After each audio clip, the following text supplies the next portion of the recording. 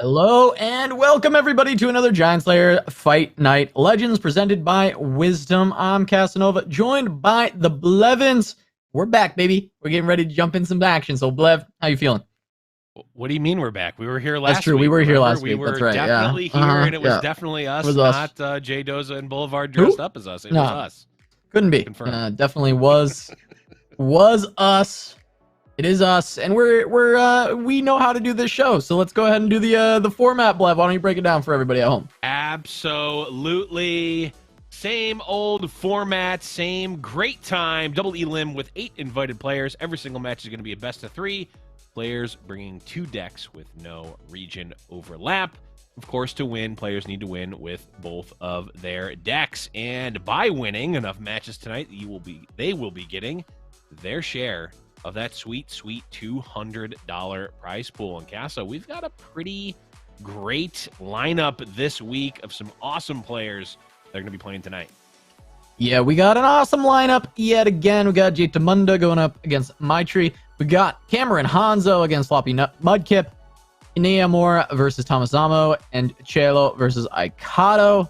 A lot of top-tier gameplay coming at you. A lot of Worlds players. A lot of Seasonals players. Yep. A couple new faces as well. Or at least one, Maitri. But we are going to be jumping into Chelo versus Aikado to kick things off. This is 2 players that made it pretty deep into the World Championships representing the Americas. And yeah, they're both kind of just beasts. They've been around for a while. Aikado's really been top of his game in the past couple of months. And, you know, always exciting to see these two, especially with the different decks that they brought.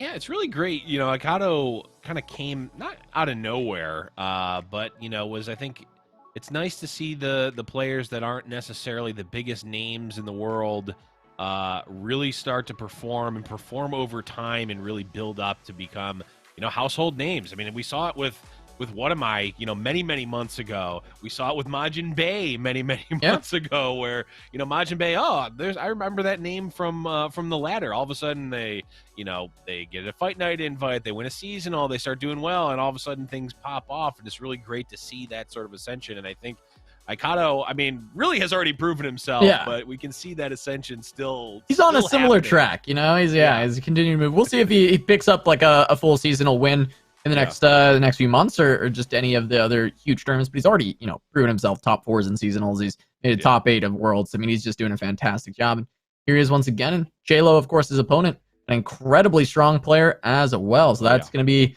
a lot of fun to see these two. And some of the deck lists are that we're really excited to see, even though we did, of course, cast them last week as us when we were totally here, and it wasn't anyone else dressed as us. It was us actually there casting this. But we do have some glorious evolutions. Shellfolk, which I'm very excited to see a little bit more of this deck. I think it's just a really exciting one. Neamor, another player in this tournament, was one of the people who was really pushing this initially.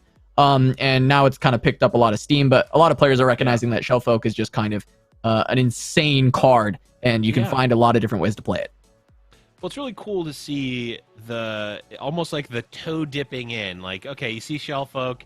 Okay, this effect, it's a relatively high costed epic unit, and that immediately is like, okay, it's probably not that good, right? Like, how many of them are good? I mean, we've got Farron. There's a few other that are good, but a lot of times it's like, okay, really unique effect that you can build around, maybe, but maybe not the most powerful. Well, Alan ZQ ends up winning Worlds with the deck, kind of shows that it's real. And then, you know, the week or so after, we started to see more and more of this archetype evolving, pun intended with evolving, because now it's like, oh, this card's actually really good. Let's just lean really heavily into it. Play the Glorious Evolution. I know that's one of those, like, oh, you see the spoiler come out, and it's like, oh, these cards probably work well together, but they're a bajillion mana. I'll never play them. I'll never play it. Well, never play it. You can maybe set up some scenarios where they actually couldn't possibly being really good, and they just win the game when you do, or at least give you an insurmountable lead. There's so many defense. I mean, this just plays like a control deck, right? Like, the deck it's got stress defenses. It's got a bunch of units that are drawing cards, and you know, all of your cards are like effectively 2-for-1s or their removal. So it really keeps that value train going, so you can keep up with the other control decks, the other mid-range decks, and then you've got enough Mystic Shots, Pokey Sticks, all this stuff to survive, even the Sump Fumes to survive against these hyper aggressive decks that we're also seeing in the format. Yeah, and I mean, on top of this, we have another really interesting list coming out of JLo where it's interesting not in just, I guess, the way it plays. It's not the most hyper exciting deck. It's just, I didn't really expect to see this today. Right. And it's a Leona Aurelion Soul list. And you're thinking, oh, so just like dragons, right? Well, not really. It's more playing into dragons, Daybreak and playing towards Leona. It's got Ravoon, right? At the bottom end of this, there's Eclipse Dragon as well, kind of clipped out. But this is like day one Leona, right? It's like, it's very weird for me to see this kind of coming back. And I'm curious the matchups that Chelo is specifically looking to target with a list like this. But I don't know, Blev. I know, we've been working on a lot of other things, but is this a deck that you've been able to see a lot recently, or am I spot on where this is a little weird?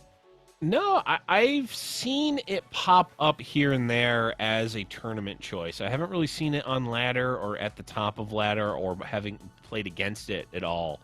But it is a deck that we've seen in the past, like whether it's the Dragons version. I mean, this is very similar to the Dragons decks of yore, right? Like it has Screeching Dragon, Eclipse Dragon, Aurelion Soul.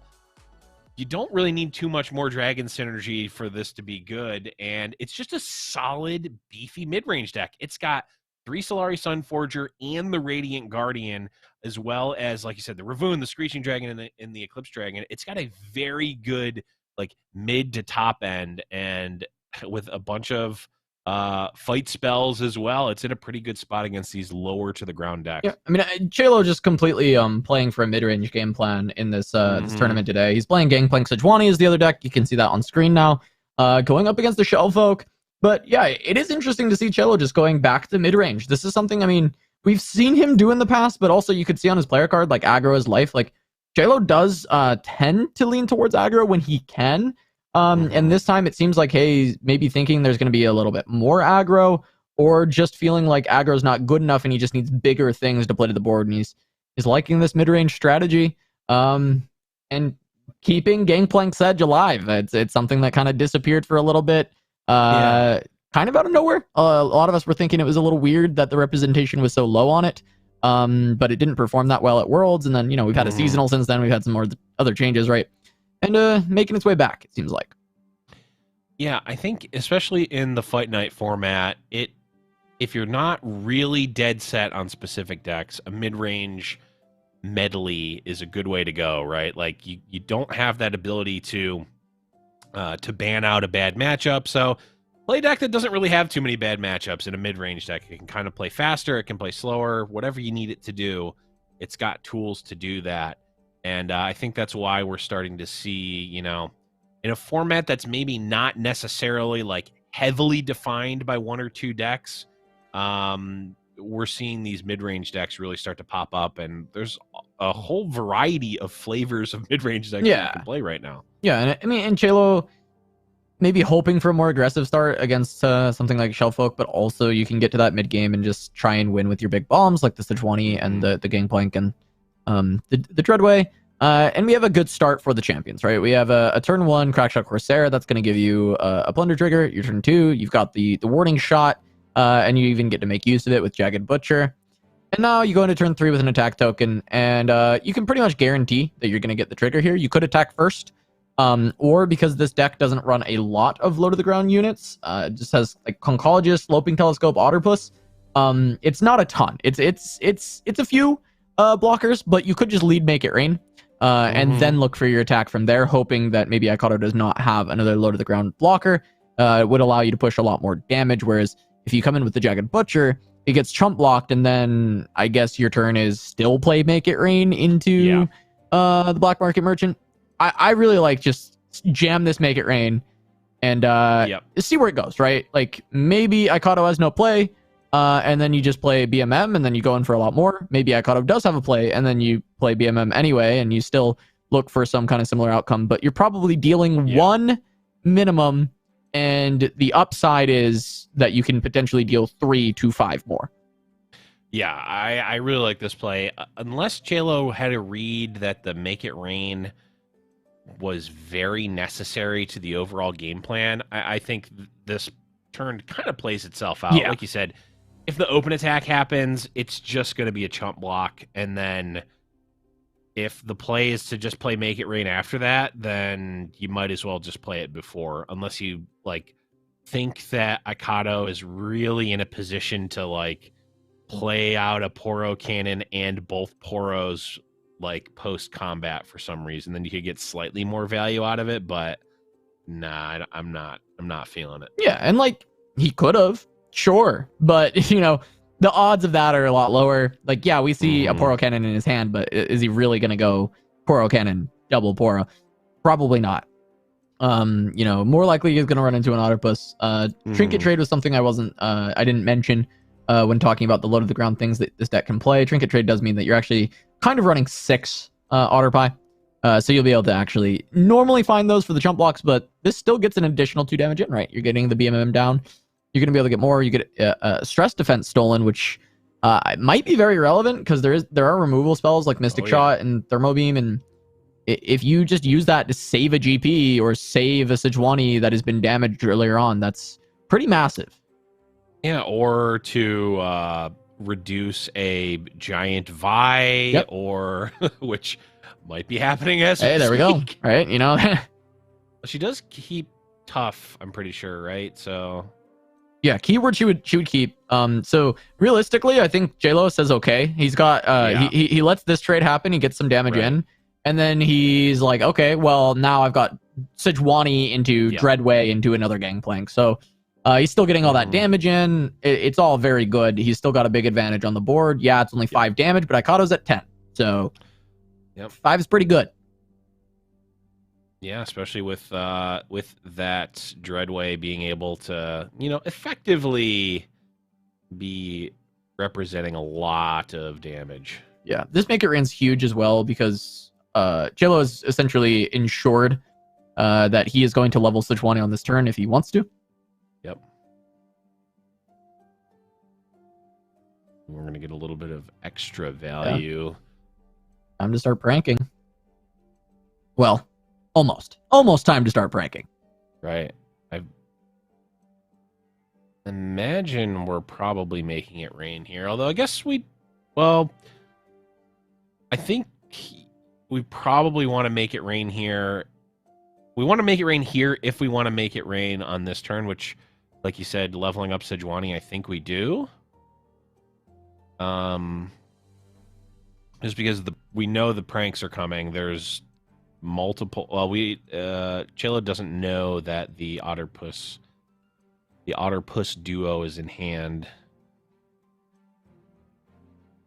but he does know about 3 separate pranks. Yeah, I mean, this is just Aikado waiting to play this Glorious Evolution next turn, right? He gets to the 10 mana, he can play this, and then he can play all these pranks and Otterpie for free, right? So that's going to be the big thing that we're going to be seeing happening, and Aikado's just trying to survive long enough, but it's a tough time currently because he's at 8, so we're going to start seeing him actually try and play some of these out. Anyways, just to try and find some better answers. Yep. Yeah, does not really have the luxury of waiting on Glorious Evolution. Has to find a way to survive instead. Does have a Shell Folk that can go down. Well, I do wonder if it's just worth it to wait and play the Glorious Evolution on this turn. I guess the fact that it's not an attacking turn for Aikado is certainly scary. As this open attack is quite rough. Yeah, I mean, I guess you maybe just make the Warding Shot cost 2. It still probably just gets played this turn, but you're at least denying some of the mana. But instead, we're going to see Fortune Croaker. I guess, yeah, he just wants to the card to play. Better blocker, draw some cards. Ends up just finding more card draw. So we have a stress defense that was stolen from Aikado and then re-stolen back. It's pretty funny. Here's the warning shot. Freeze everything. Yep. And let's just kill the shell folk for good measure, too. Yeah, monster harpoon coming through. Probably going to be a stress defense. Wait, no. Yeah, actually, yeah, you probably want the stress defense. Because you need to keep your board. You need to keep as many chumps as you can. Right. Yeah, you need to... Right, you're going to need to play it to keep it alive, and then play an Otterpuss, chump block everything that's not Sejuani, and go to 1. I don't know how we're winning from this spot, but... No, at least not dying. Yeah, I mean, that's the thing, is I do actually think Ikato is in a position where he has to just play to not die. I guess with this, he's considering just stress defensing... Sedge. Yeah. Wait, hidden pathways. I feel like that can't be the play, right?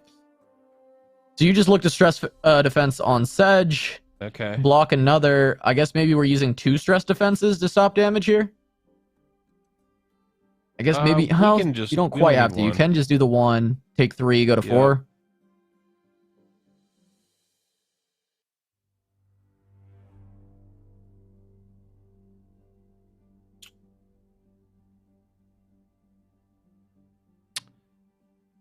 I'm still not seeing where Ikato's win condition Well, is. other than last week when I was definitely here casting, I haven't been able to watch a lot of the Glorious Evolution, so I'm excited to see just how this turn pans out for Ikato now that he has it online. Right. The animation was cool. We do have that other stress defense for the Vi, or sorry, for the Sedge, which is nice. The Poros are going to get pretty big, but as we see, Chelo has the reset button in hand that can be pressed at any time at burst speed. Yeah, he can freeze. I think Ikato was hoping. So yeah, I'm getting this now. Ikato's hoping that basically there's no freeze here, and he knows that there's no freeze in hand previously. Now he knows that there is one in hand, so he's like, okay, well that sucks. Gonna have to deal with that. Can we prank it to 10 mana? Yeah, can we prank it? No, the answer is no, definitely not. Unless... No, definitely not. But can he get in a position to actually still survive? And he is holding on to another stress defense, so he can stop the overwhelm once again. Also, Chelo has no real need to even use the warning shot this turn anyway. No, he can take 9. Just take 9. Sure. Yep.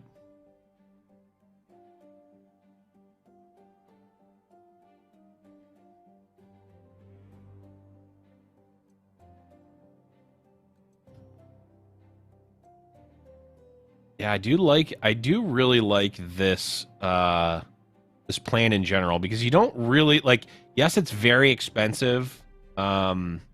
It's very, very expensive to set up the Shellfolk and Glorious Evolution, but it's over the course of a couple of turns, and if you can find that window, as we see here, it's not really that hard to put together lethal with even just a single Poro cannon, right? This was 9 off of not that many cards, and that was the turn that the Glorious Evolution was played.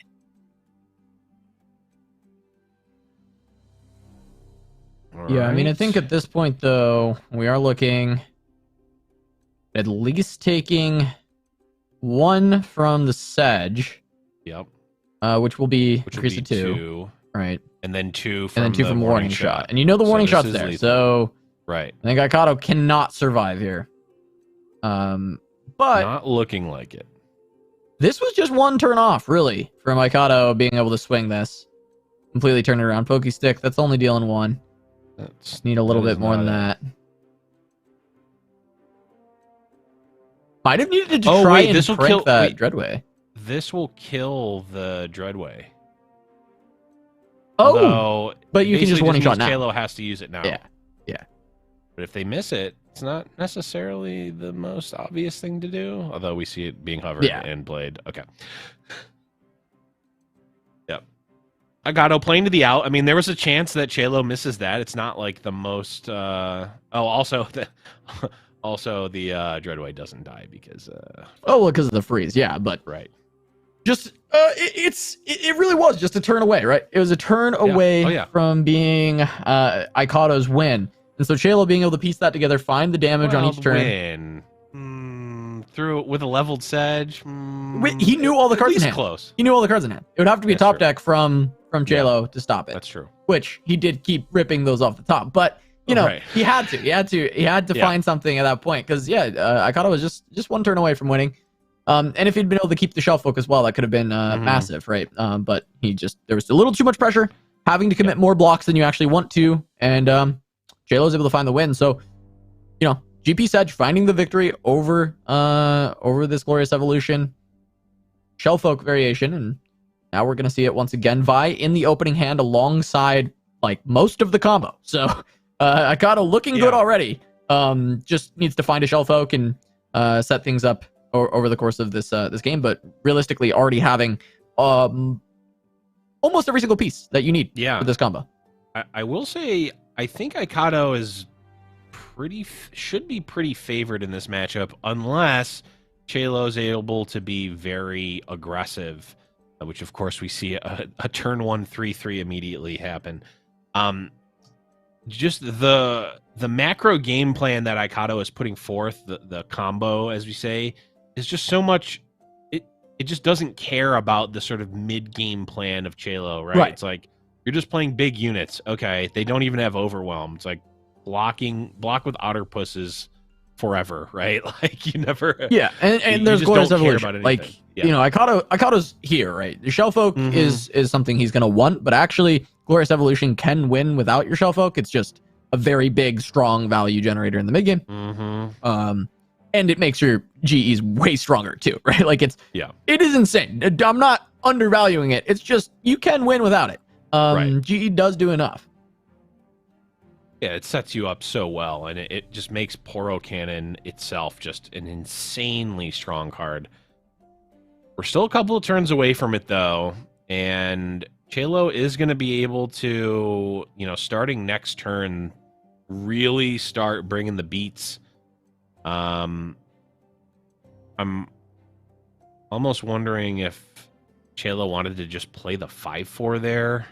Just get more damage on board, Just get more damage out, but I guess this maybe baits out another removal spell. It's almost like a soft pass from Chelo. It also gives him full mana. He can still put 5 on the board with this Cosmo, so ends up being about the same, and potentially the lifesteal can matter later, and I guess you're still putting the same amount of damage on the board, so works out okay. You get to cycle a card as well, and you're always going Ravoon on 5, so just going to be looking to see maybe if there's better options for 6 that get picked up by going in this this direction.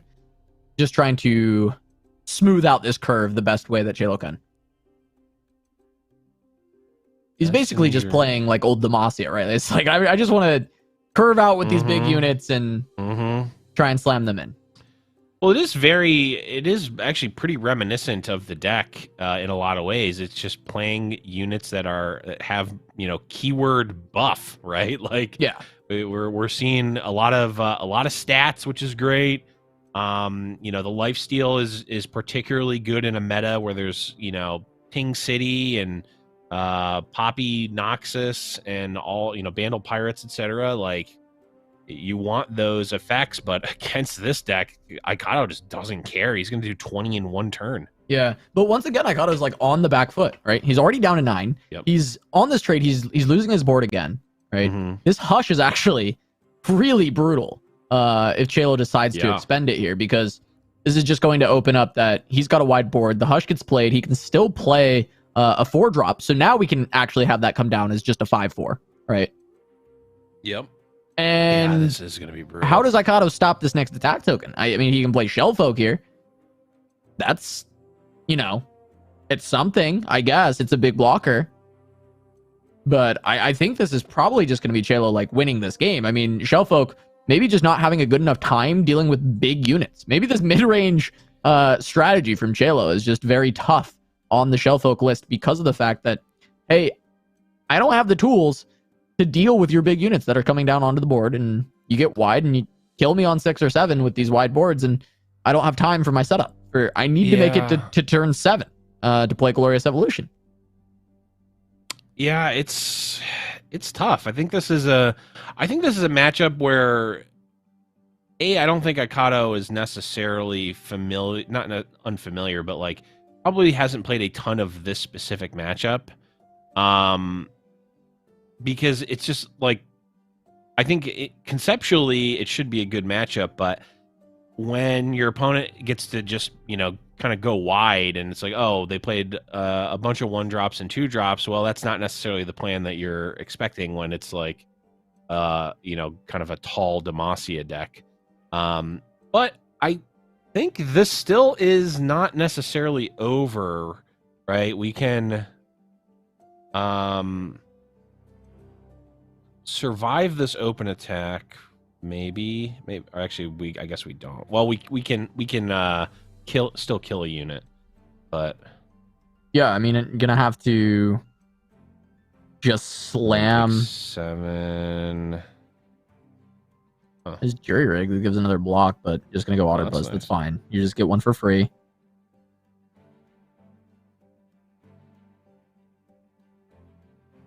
Got 2 blockers. You got a Sump Fumes. I can remove one. Kind of surprised we didn't see a thermo beam used there.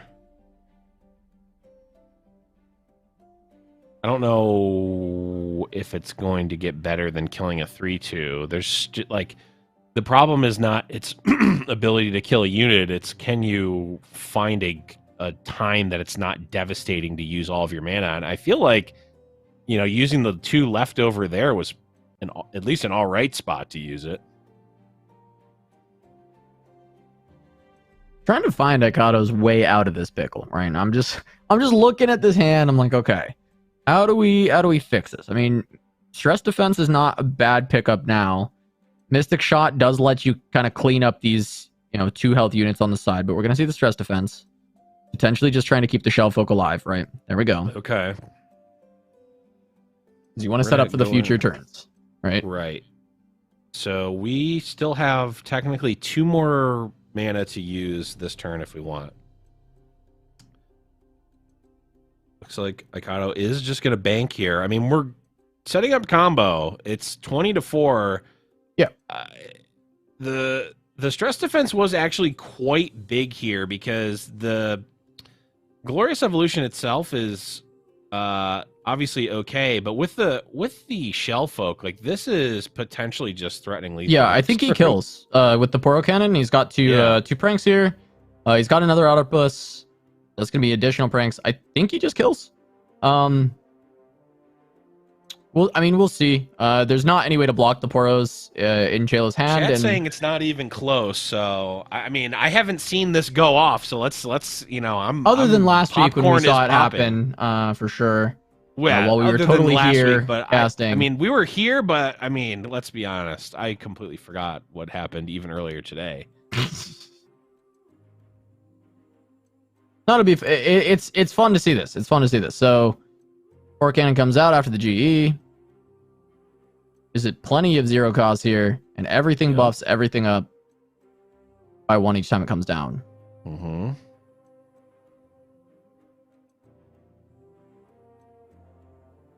Oh, and the Otterpuss actually generating additional mana. Yeah, it gives you more because it has attunes. So 0 cost plus attune gives you the spell mana to help play out these other spells. So some fumes might be able to be played. Actually, no, because it's just the 1 Otterpuss. Well, yeah, you could play some fumes. You play the Otterpuss and it gives you an extra. That's true. 0 gives you an extra. But maybe Concologist is being played instead. Yeah.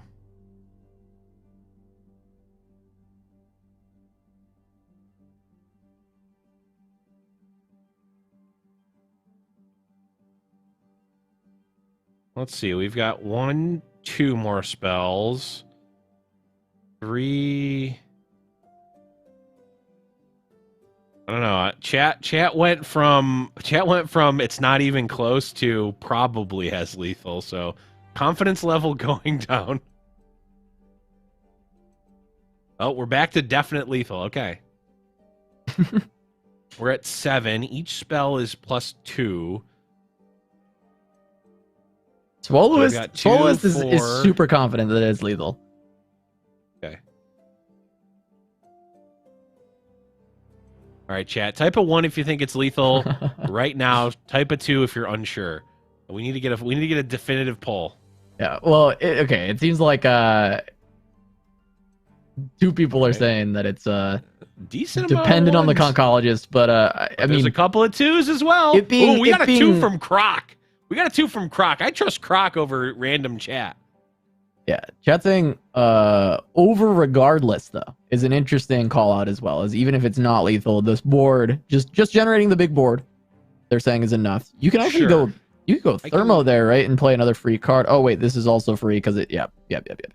Oh yeah, this gives that's also free. Oh, okay, that's a big roll. Yeah, because it's free because of Shelf Oak, which is insane, right? Like that's big. Oh, and the 1s are now pouring in all of a sudden. Wow. Yeah. I mean that is definitely done. Brave, so brave. Yeah, it's very done now. Conchologist got the hit. Chat, give yourselves a pat on the back for that one. Typing a 1 after the Boro cannons. After 2 more Boro cannons were found. I want to switch to 1 now. Good job, Chat. You know what? That's a feel good for chat. Chat gets a W. Icado gets a W. And guess what? We get a game number 3 as Icado. I don't know, Blev. It was pretty close. He only did 31. It was kind of close. It was close to close. Yeah, it was a little bit close there with the just 31 coming through. All jokes aside, before the iterative improvement was found, it actually was close. It was close to being the 20.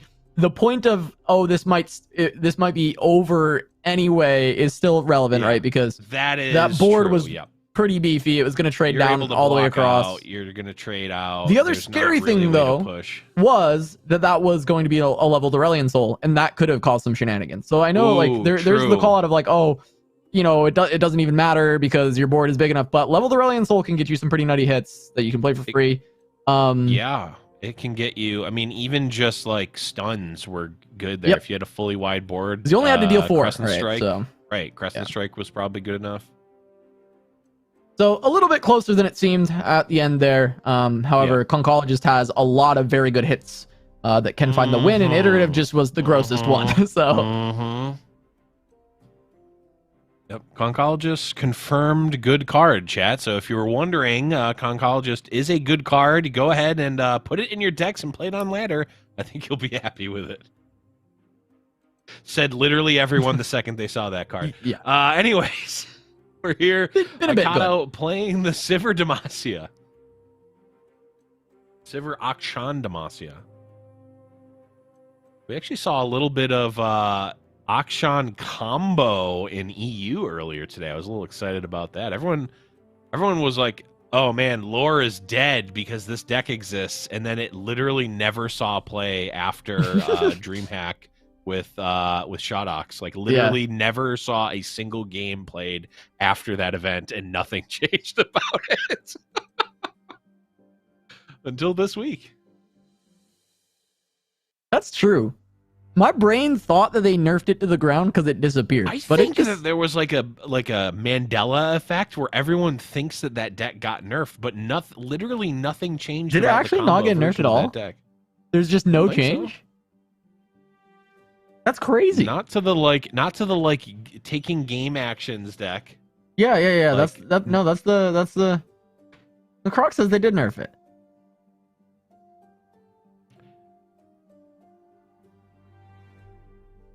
I don't know. Croc. What does Croc know? I mean, I wouldn't trust Croc over random chat anyway. I don't know. Yeah, it got a small nerf, sure. It did not get significantly changed. You can only play the same unit 15 times. Okay, I did not know. I didn't even know that. I didn't remember that change either. So that's okay. That explains also a little change bit. To cards. That was probably a like a shadow nerf that they do every once in a while. It's in the fine print of the patch notes, you know. Sure. Well, either way, it did see a little bit of play now. But I also don't think it was necessarily like the whole point was the whole point was not the combo. Either way, that's not even the deck that's being played. I took us off on a completely irrelevant tangent, as is tradition here on Fight Night Americas. It happens sometimes, you know? Yeah. So this, I think, is the matchup that, or the type of matchup that Chelo is sort of, you know, mouth-watering, as we see, you know, a very beefy board, a number of interactive spells, life gain to boot. I mean, Ikado's really going to have to thread the needle here in terms of, you know, setting up a very strong attack, maybe with a leveled up Sivir, as the good old one of Judgment could potentially come in to wreak havoc here. And right now, it would I mean, it would be it's good not enough. even bad here, right? Like it's kind of okay. It's not amazing. Like he doesn't need to use it, right? He can hold on to it. You don't need to. Yeah, he can hold on to it too a bit later. But yeah, I feel like I'm back in beta with just a one of Judgment sitting in this guy's hand. You know, like Chelo's really got the throwback. Yeah, I do. I mean, I don't personally like playing these types of decks very much because they're just kind of, they're very generic and sort of boring to me. But I do think that they're that this sort of mid-range Demacia Targon deck, it finds its spot. Usually, you know, a couple weeks into a meta like we are now, where it's like it fits a really good spot in the middle of the meta. These life gain units, these bigger dragons, the over the top of Aurelion Soul, it all sort of lines up and ends up combating a lot of the meta pretty well, not being like an overly dominant deck, but doing okay enough against enough of the meta, and all of a sudden you've got a deck that fits into a lineup quite nicely. All right, we already get the horde down. Start working towards that for Ikado. Really just trying to get through the beef that Chelo is throwing down is going to be the tough thing for Ikado in general. I think leveled Sivir, this is the bruiser version, so getting some nice buffs on there. And then finding something with the Absolver really is the line for Ikado to try and find the win. He's now playing a combo deck, more so than anything, going into this very mid-range heavy deck of Chelo. Inserted a pretty nice one. You're going to try and find some more removal. Yep.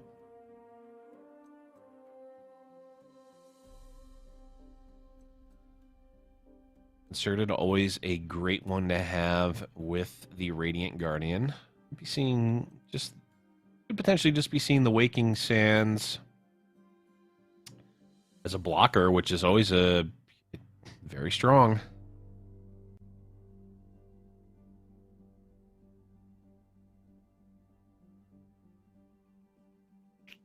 All right. I just ripped the Concerted straight away. Try and take out Ravoon. I mean, Ravoon is a very scary champion in this deck. Mm-hmm. The third champion of the list. Just going to be trying to get all of those Daybreaks out, and especially terrifying with a Leona on board. Yeah, I don't know what it says about the card when there is the leveled up, you know, marquee champion of that archetype standing right next to it, and yet he's getting the target of the removal spell here. He might be the second champion in the deck. He's the third one, yeah. He's the third champion. No, I think he might be the second one. I think it's Aurelion Soul Ravoon. And Leona is the second one, or is Leona's the third one. Yeah. You're listing it in priority order. Yeah.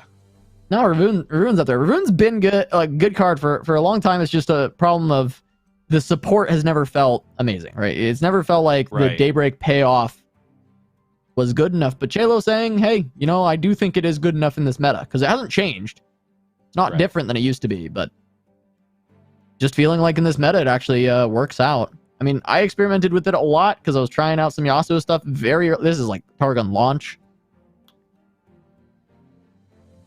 Ended up finding that normally just not playing Yasuo is better, as you tend to discover in most cases, but generally not putting Yasuo in the deck will it does normally improve it. But Ravoon, even in those cases, I wasn't feeling so big on the archetype as much as I was like, when I draw this card and I jam it on 5, feels pretty good. Mm-hmm. Yeah, very true. All right, Ikado taking a big hit down to 11, but is going to be able to crack back for 8 lifesteal potentially. Open attack, at least on paper, looks pretty good in terms of blocks. Not really anything profitable on the side of Chelo. It's just, does Aikata want to set up something bigger? 14 of 30 for Sivir, which means we're 16 away. 9, not quite enough with just the Sivir and the Radiant Guardians attacking to level up Sivir.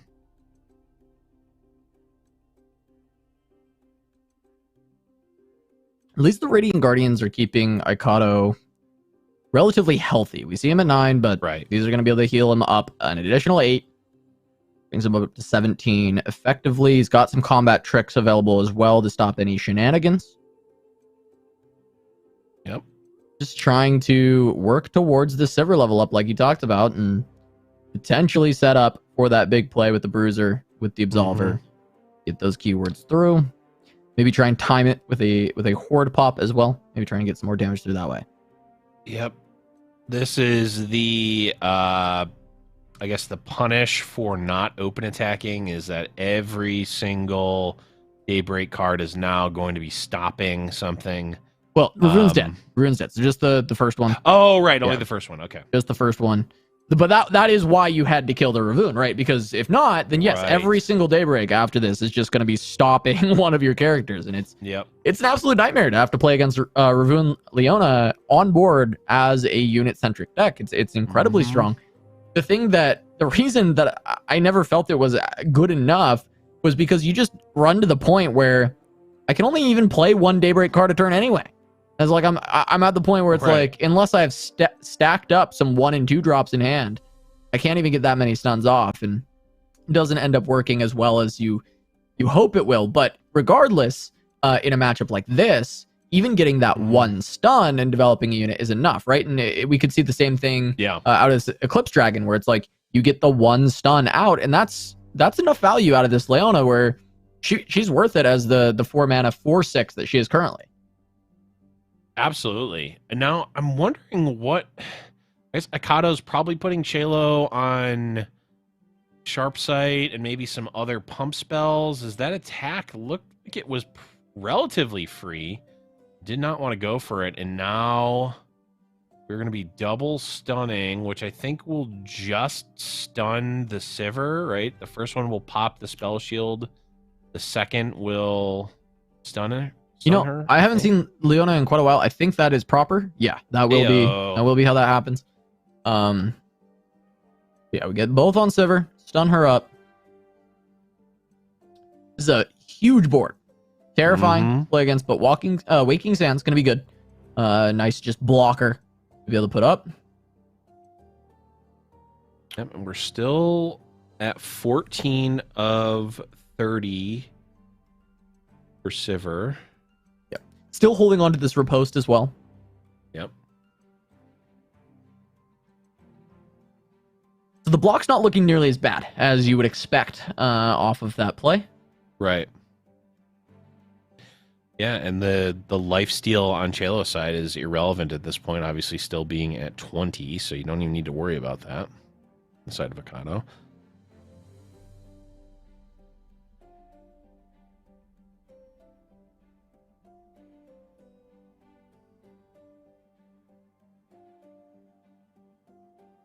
Looks like Chelo was hovering that warrior for a second, maybe considering just playing a 5 mana 5/5 challenger, trying to get it in on there, but maybe holding on just to have some Sharp Sight mana.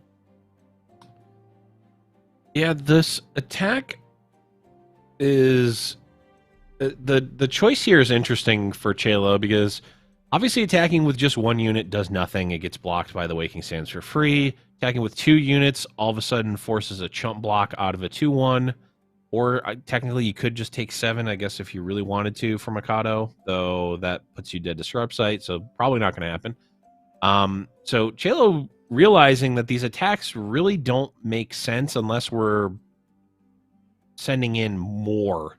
So develops another unit here, and that is going to allow Chelo to pull whichever unit he wants to the front or on the side, and then the rest of the attacks come out. All right, this is effectively going to eat a Radiant Guardian.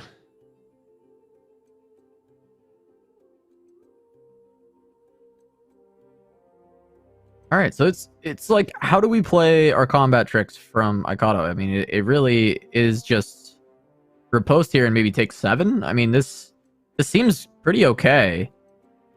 Yeah, this is fine. You're gonna go. Actually, just gonna stay. Yeah, you stay, but you have 2 even. Radiant Guardians, so effectively you're still going to be at that like 17 quote unquote from being able to get the healing. I know it's not quite how that works, because of course there's ways for Chelo to potentially mitigate healing from happening, but at least when you're looking at it from Mikado's perspective, it's like, okay, I'm at 9, but I have 8 points of lifesteal on the board, so yeah, I'm not really at 9.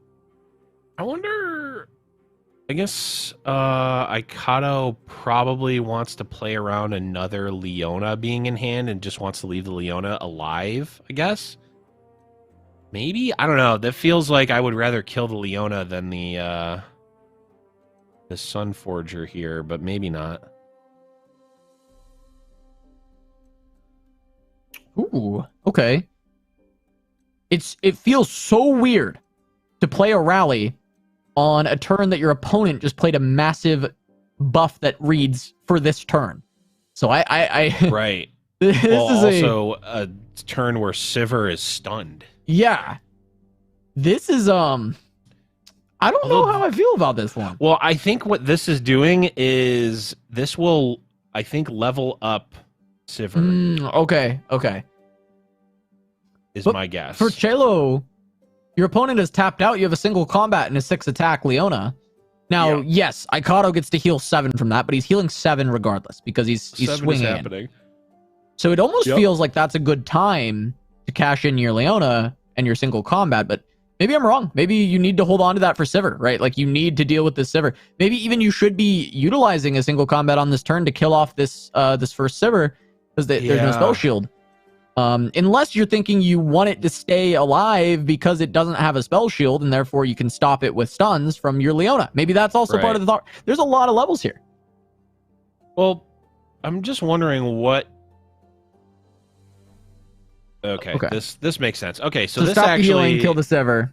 Yeah, this is super good. No healing, no Sivir in play, and no Sivir level up either. Although, actually, maybe the Sivir is still leveled up. I don't know, but it doesn't matter. It's gone. Really smart play by Chelo.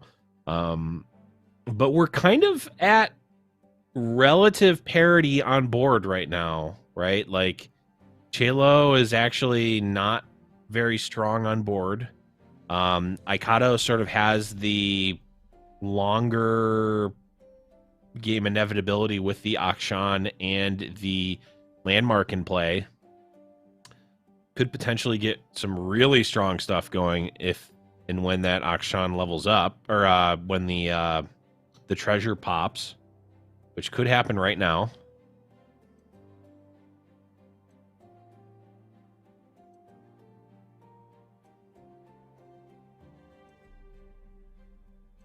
So it's interesting because Icado now has pretty good board control, right? Like, this board does belong to Icado. However, Chelo has this judgment, and Icado knows there's a 1 of judgment. Now, this judgment is backed up by Sharp Sight. So there's a couple units here that can wipe the entire board with judgment. And when you pass at 10 mana, when you have a Leona on board and Daybreak available, always have it. What are you thinking if you're Icado here? Right? They always have it here. I mean, Chelo definitely does have it. Here's the thing.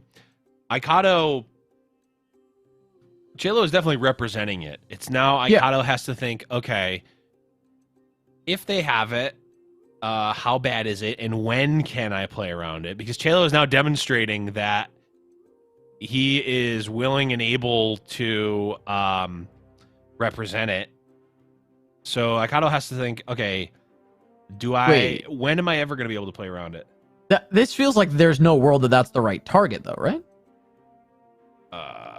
Oh, he can guarantee he gets Sivir. It has spell shield. Okay, this is crazy. Yeah. Oh, yeah. So he can guarantee that it has spell shield, and he gets a new one because it's the strongest thing that's died. You use this to get vulnerable. You bring it back. the buff target, I don't know that it actually matters at that point. And now it's really... You just want to spread out the damage. You're just giving Overwhelm to Sivir at this point, passing it to everybody. This is really good. This is... Oh, yeah. Beautiful, beautiful, beautiful. I didn't realize that we were guaranteed getting a Sivir. That makes a lot more sense. Yeah, strongest unit in the deck. Because she's leveled. Also, no 5 attacks have died. So even if she wasn't, you would get her. Yeah, this is such a great line. This is very, very good.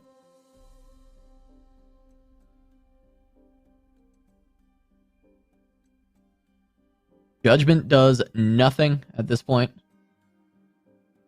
I mean, it pops the spell shield on Sivir. That's Judgment something. does nothing. Yeah, I guess that's true. Wait, so you would need to put Sivir at the end. If you put her on the far right side, then Judgment still doesn't hit anybody. But if you put her on the left, because I'm pretty sure it strikes left or right, then it would pop her spell shield and kill everything else. Oh. Yeah. Wait. But we're going to get the Morning Light. It's going to get 2 stuns. Yeah. It's going to pop spell shield, stun Sivir.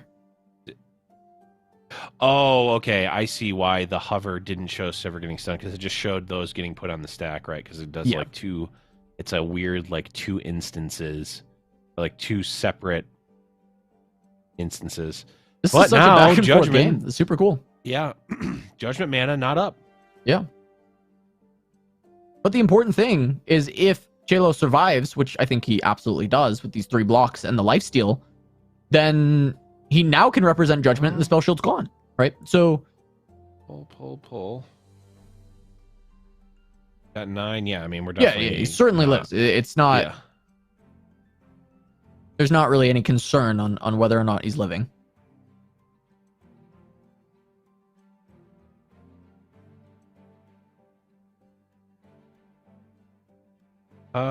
Yep. Okay.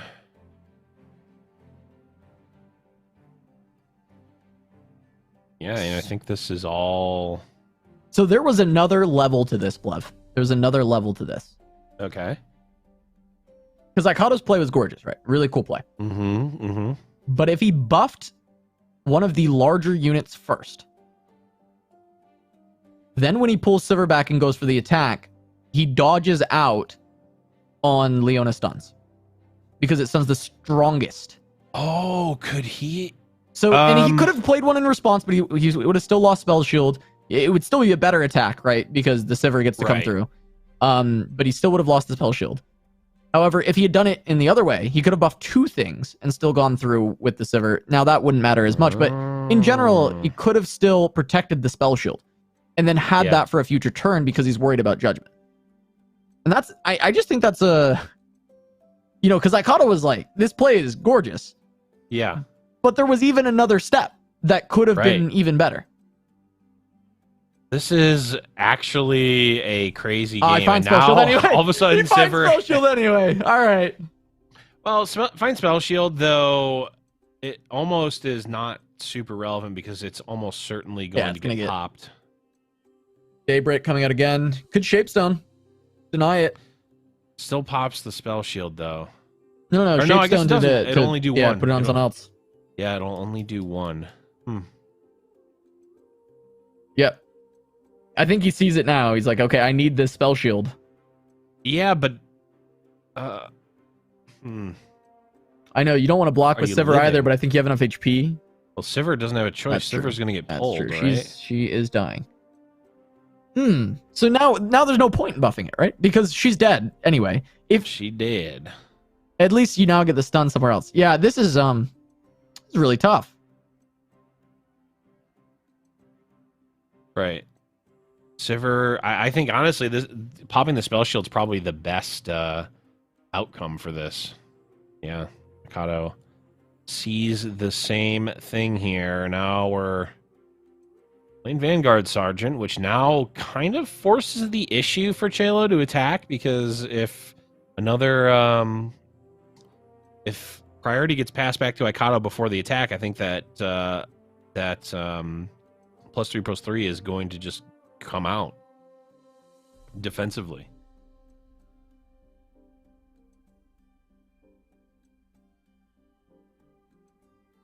It's kind of the beauty of these sort of mid-range, beefy mirrors is you get to these. They're like kind of board stalls, but actually there's a lot of intricacies with this game. There's a lot of thought that has to go into each of these decisions from Ikato and Chelo. This is going to trade away. And then now Ikato has the ability to buff his units above Judgment. So he could go for a swing on the following turn, try and just gain board control in that way. It's very difficult, though, and we still have the potential Chelo to go for this Eclipse Dragon to just build out a more robust hand with the Nightfall version.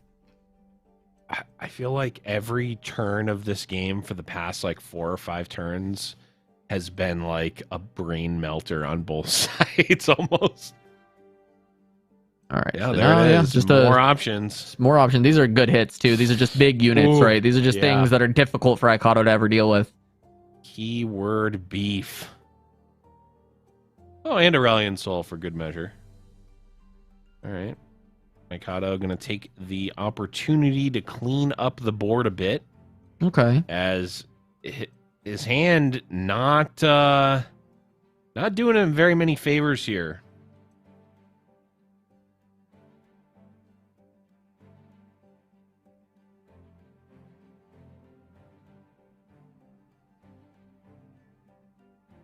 These pulls make the most sense. We're going to get another lucky find.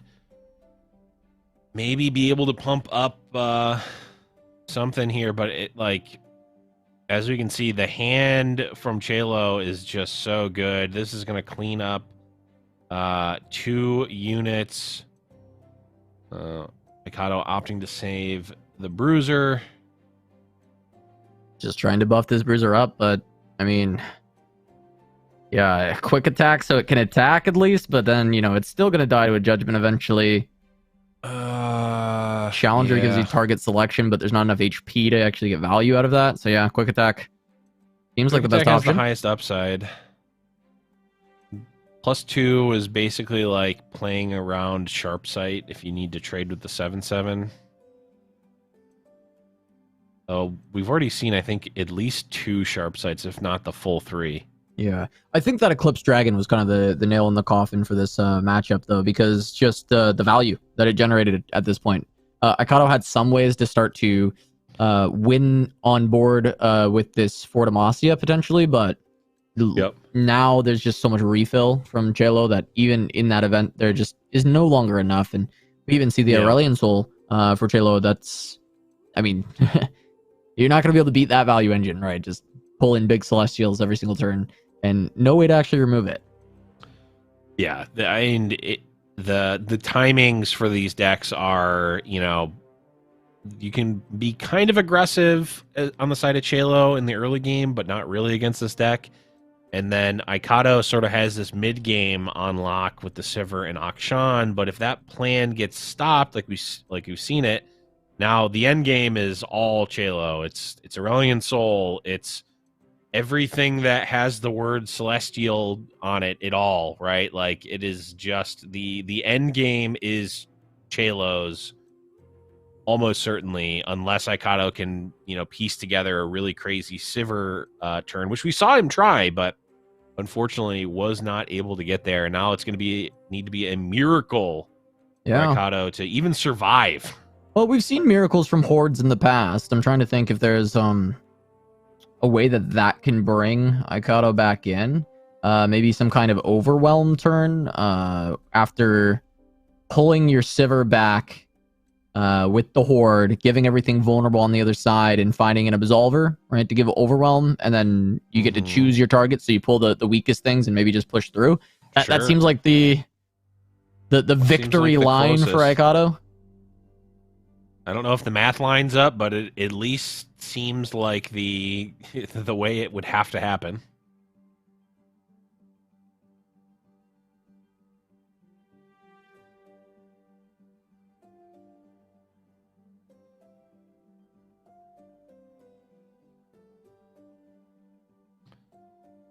All right. Luckily for Ikato is at 20, so he does get to take a little bit of damage here. Yeah. The question is can he stop the Aurelian level up too? Because I feel like you almost need to, right? Sharp sight, single into the Eclipse Dragon. Does that does it, right? Yeah. Unfortunately, this is gonna get punished by Chalo's single combat, but I don't know that Aikado has the luxury of playing around that. Question is he willing to take an extra 7 and go to 3 in order to... Well, that doesn't really... I guess if whether Aurelian Soul is leveled up now or not is of little consequence, the plan is still the same, I think.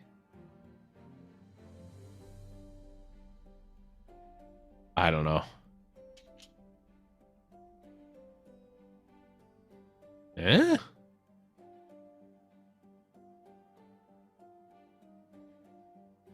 For Demacia. You know what? I'm following. Aikado, what are we doing? What's the play here? For Demacia to set up single combat? Sure. Okay. Pops Horde? Yep.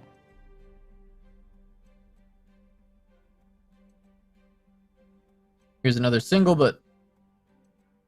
Yep. Yeah. That Ephemeral. is unfortunate. Ephemeral does mean that is going to just fizzle.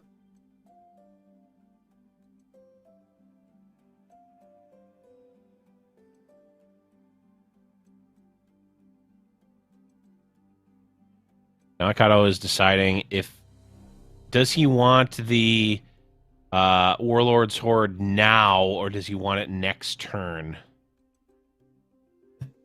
Problem is, if he wants it next turn, then it's going to cost him a lucky find. Yeah.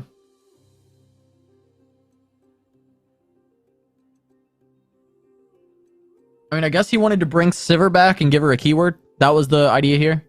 Was like the single combat brings back Sivir via the Horde, and then you give her a keyword. And then you try and go from there, but... Well, if we use those as an example, then it wouldn't have given Sivir anything anyway, so I guess maybe don't feel too bad about it, but... Okay, he goes for draw 2 instead of bringing Sivir back, so now no Sivir. Aurelian's leveling. I think that's probably going to do it. I mean, what if we top deck Sivir, is there even anything that does? I mean, no. Inserted strike. Also, not gonna find it. I mean, this is a spell shield 11/11 dragon on the other side. Right. Yeah, I mean, even like pulling it to the side doesn't do anything.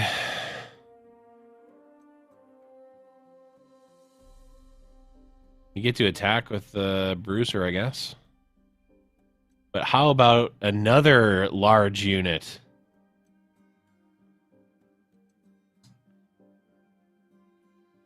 And how about a free traveler to boot? Okay. I mean, yeah, this is all free to play. Chalo just gonna be jamming down an insanely powerful hand of Celestials. Mm-hmm.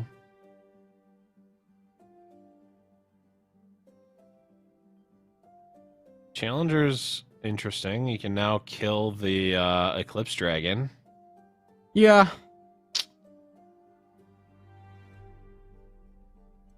And +1/+1 doesn't do anything. Spell shield, like you're not beating this spell anyway. No, I mean you're always picking Challenger here. It's just like you kill a 7/7 and comes down a bunch more powerful stuff anyway. I mean, the game's over. It's just from Aikado's perspective, like this is the world they have to live in.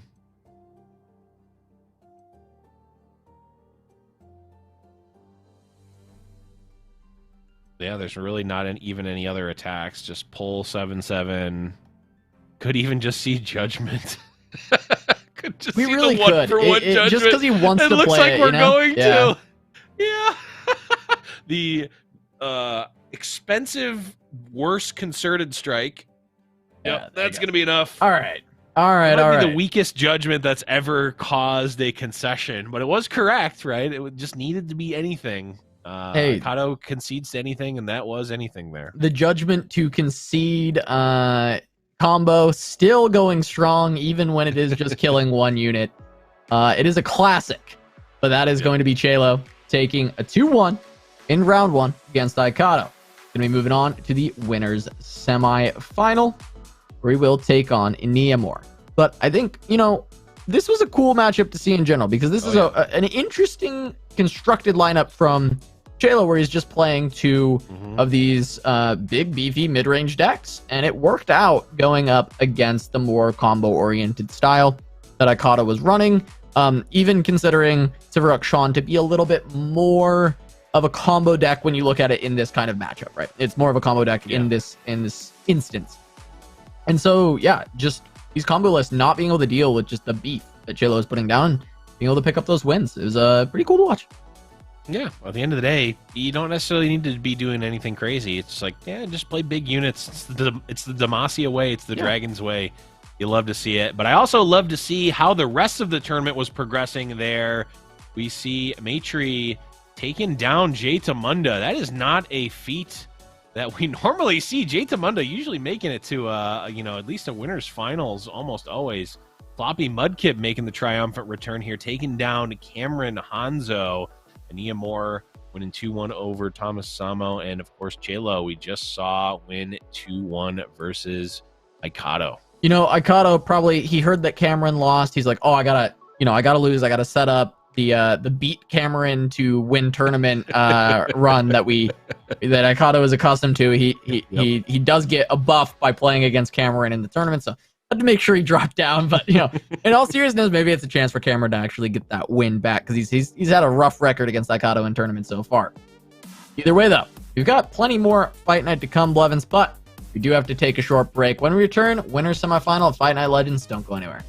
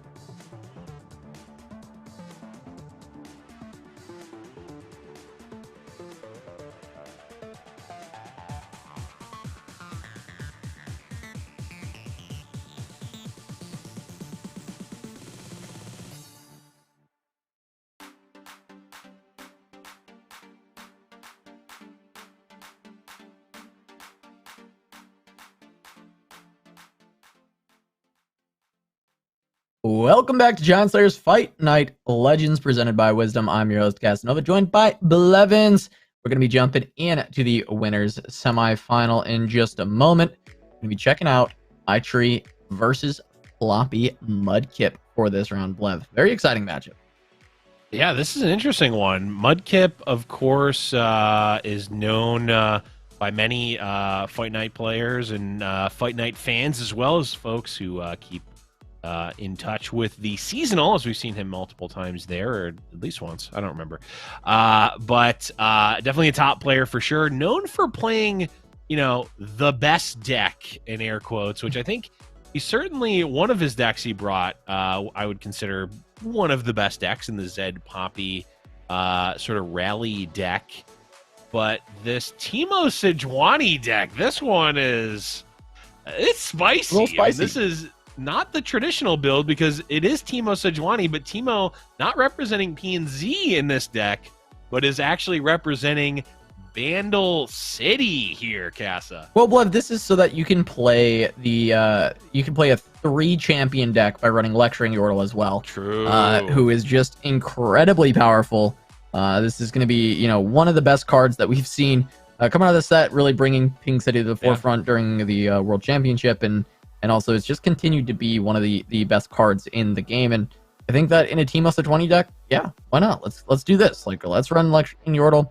Let's run just a very good deck at enabling our Sejuani by putting in things like Inventive Chemist, Vandal Commando to give a little elusive early on Stone Stackers. You get that those procs from the impact. I like this build. I think it's a really cool build. Actually, main decking Poison Darts too is it's pretty fun because he's putting a lot of stock into this Teemo even, which is not something we get to see a lot of the time. But there's ways to protect it, right? Troll Chant, 3 Sisters. You're gonna get those mushrooms stacked up pretty early on.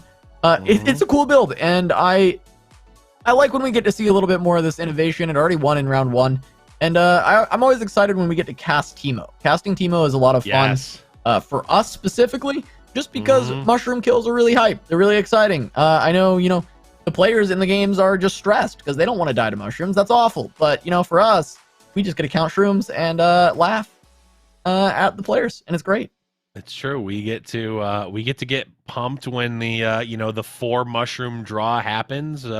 the players get to complain about RNG and all is well in the world, right? Like, everything's good. Definitely a cool deck.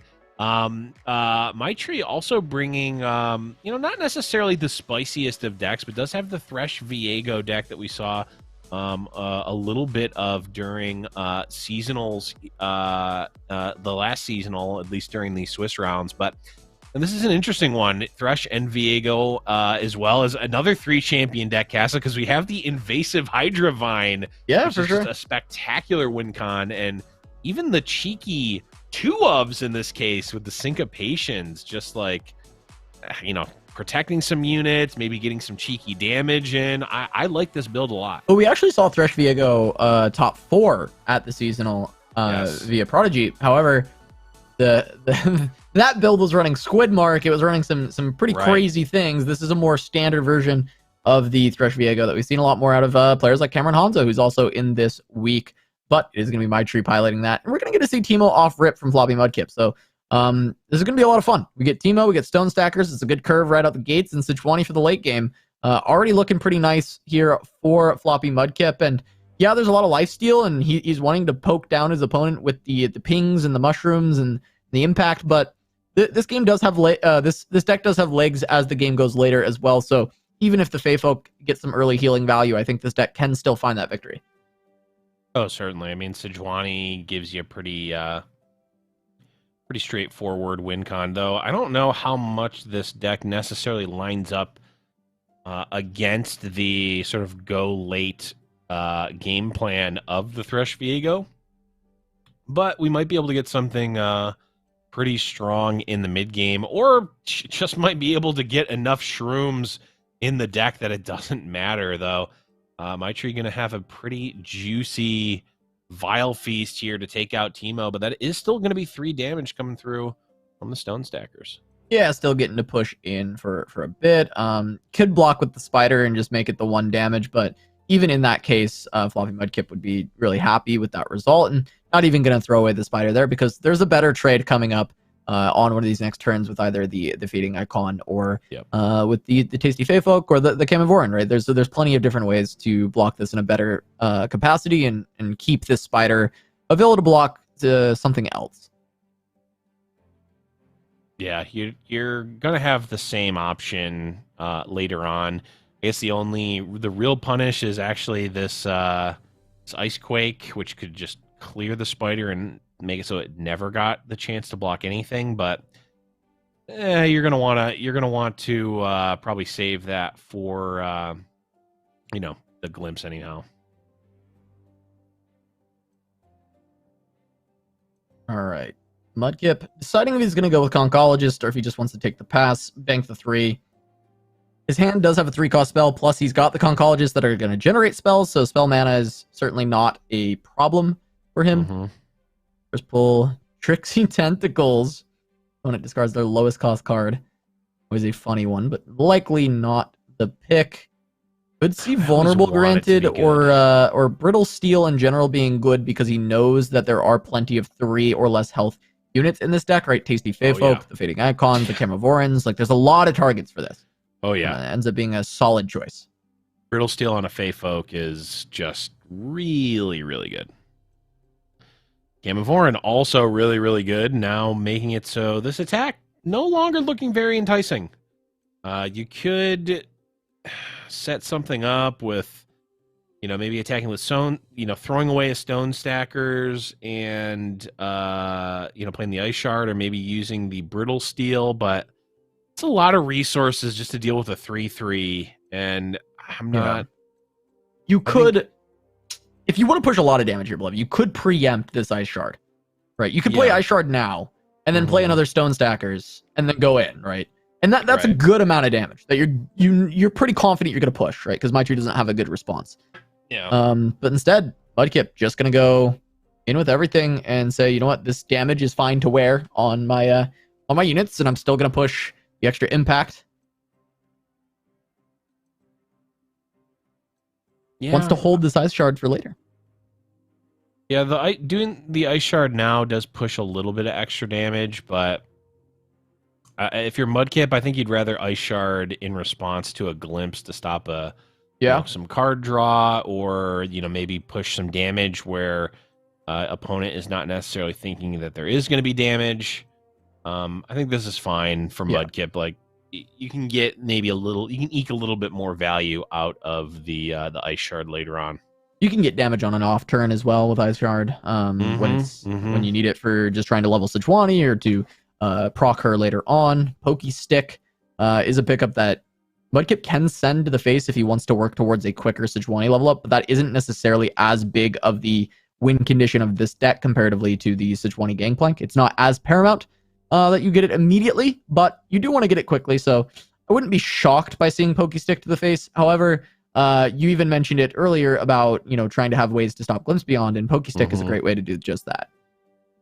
Yeah, and I know Floppy Mudkip loves a pass, loves to take a pass, loves to, if opponent is not ahead, Mudkip loves to play reactively, but this deck also really kind of wants to play reactively on the side of my tree. I don't know that, I think Mudkip has to be disciplined here and actually be a little bit proactive here. And, not necessarily push it to the late game, because I don't think Mudkip is necessarily winning that.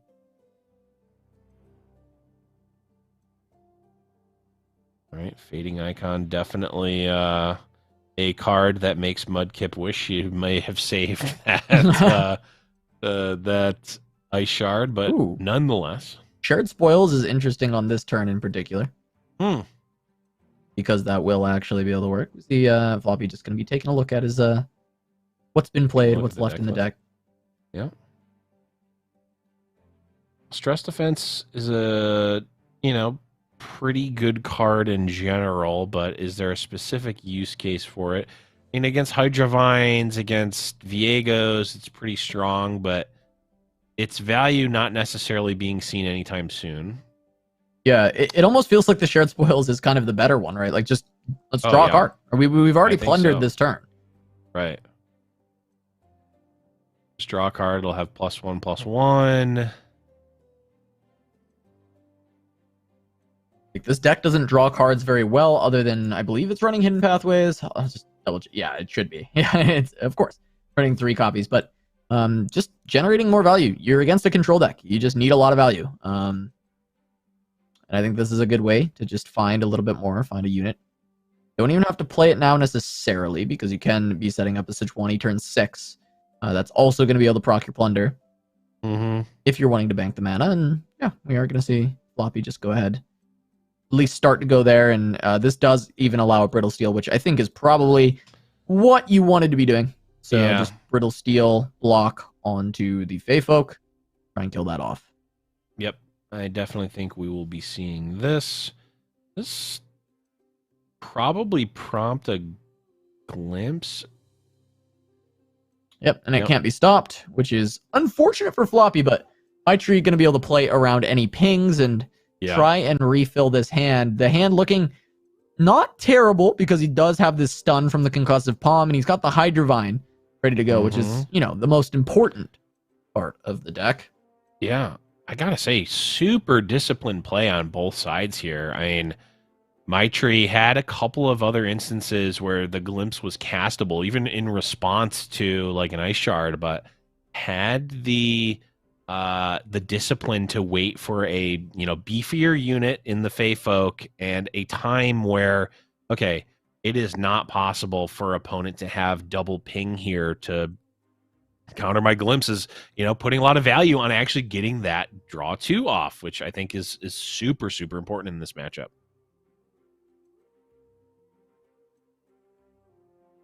All right. Yeah, the Conch Palm in response makes a lot of sense, but Mudkip still gets to go in with the Stone Stackers and get 1 through with the proc for Sedge and take out the Fading Icon. So that's going to be solid. Is holding up Pokey Stick, so can stop any Glimpse Beyond that comes through. And my tree actually is holding on to a Glimpse Beyond, so there is the potential that interaction does happen. But like you said, the play has been pretty disciplined, so very possible that we don't even see that come through. It would be very weird to see it come through here, considering it was played around this whole time, and the circumstances haven't changed. Oh, it is going. There it is, and now Mudkip gonna really... Yeah, he's got the punish. I have to imagine is gonna fire it off. You know, the interesting thing about punishing it here is you don't get the trigger for your Sejuani. You don't get the damage through. Interesting. But I guess you're not getting it anyway, right? By not stopping it unless you Pokestick face. So... All right.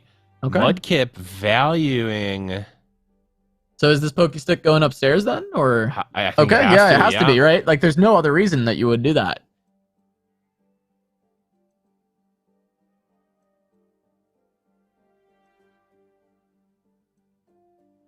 All right. So, evaluation of the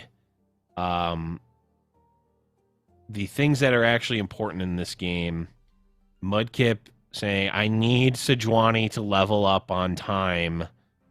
And Maitri also seeing that, and the glimpse beyond now looking back makes a lot of sense. It could have been countered, but then all of a sudden Sejuani is off a turn, and that very well may make a huge difference.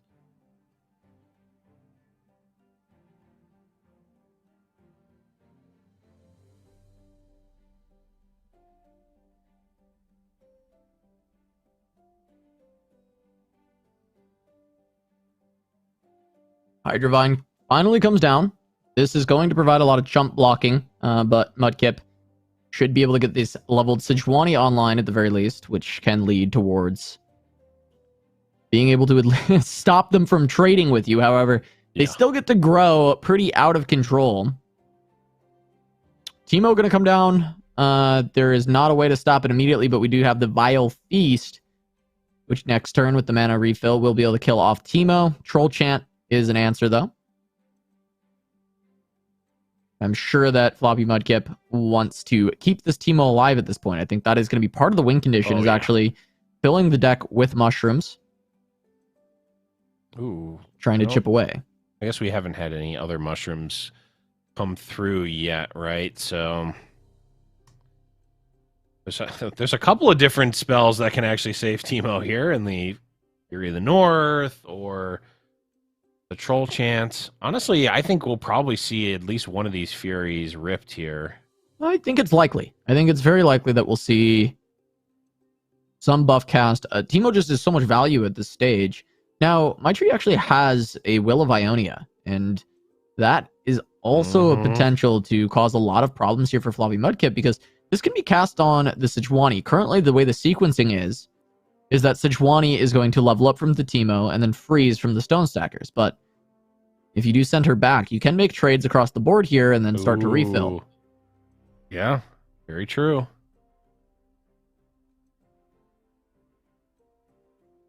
The good thing for Mudkip is that the onus is now on Maitri to do something. So it's not like Mudkip needs to preemptively cast the Troll Chant or the Fury here. The way it's going to line up is all this is going to work out for Mudkip as is. So now Maitri has to react first.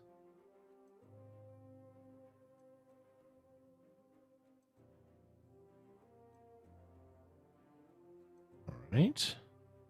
Okay, so that's definitely not a will. It's just going to be a Vile Feast. I think this line is pretty tough. Mudkip is certainly buffing this Teemo, but it's just a Vile. He could just go Troll Chant. He doesn't care about the 3 damage yet. Well, I like the Fury for a couple of reasons. One, you've got 2 of them. And the second reason is, even though the Fury costs more mana, it's more mana efficient to use that when you don't have a ton to play on this turn anyway. The Troll Chant makes sense because it's also saving the Stone Stacker, so I don't hate that. Yeah. But I think in other, in a slightly different scenario, it would make more sense to just spend the 4 mana when you have 12 or 10, and you're not necessarily looking to spend all of it this turn anyway. Yeah, the 2 reasons that come to mind that I like Troll Chant more are going to be the saving the Stone Stackers, but also the second one is the fact that you're looking at the deck list and you see 2 Will of Ionia, 2 Concussive Palm. Yeah. And I think that just increases the value of those 2 spells while not gaining as much value just in general. The fear, it's not giving you enough to make it worth the risk, I would say. Yeah. But I agree with you on the mana efficiency. Absolutely. It is going to be much more mana efficient. You have the 3. Reshuffling a Sejuani is just going to turn on any additional Babbling Bjergs. It's overall not bad at all to go for that. But at least maybe you can just go Shared Spoils and find something else to play to clear out your mana a little bit better here. And it's okay. You can't really play that because your board space isn't there. Yeah, don't really want to play it as. Of course, I think every point of damage here is super relevant. Yeah, it sure is. It sure is. We've got a Viego hitting the board. Floppy goes AFK for a second.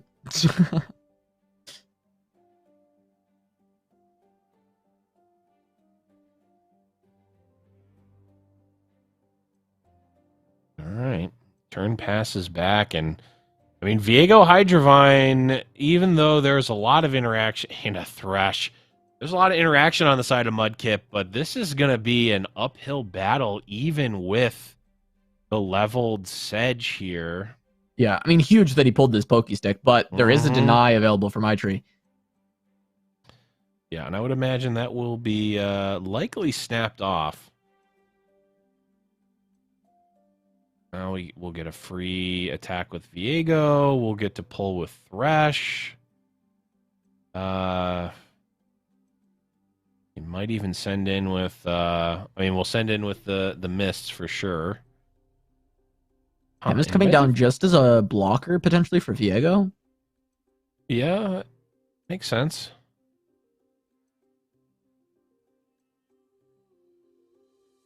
Teemo can be kept alive in multiple ways here, right? Because we can Pokestick face, and it just gets denied.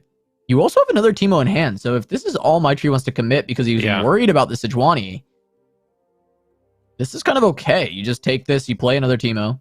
Right. I like any... There's essentially all 4 of these cards can be used to save Teemo. I like any of them that aren't Pokestick. Pokestick, I think, obviously gets countered, but even outside of that, it is the one that has the most value outside of just this instance of saving Teemo. I think next up is probably the Fury having the most value outside of it, and then the second Teemo, I think, actually has the least value outside of, effectively saving a Teemo by just playing another one. But this was the only option that Mudkip had in duplicate, so I don't hate this option.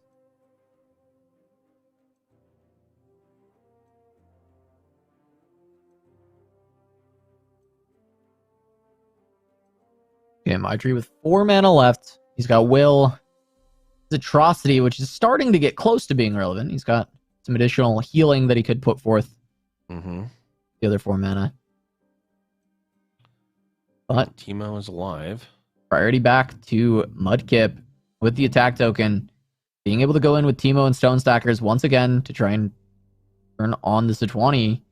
Get the freeze across the board. 4 out of 20. Nice, but not nice enough for my tree here. To be leveled. I mean, not even really in threat yet. Granted, of course, it is in threat. Has 12 powers on the board for my tree that is going to be happening. So we'll put us at 16 of 20 at the very least. There's 17.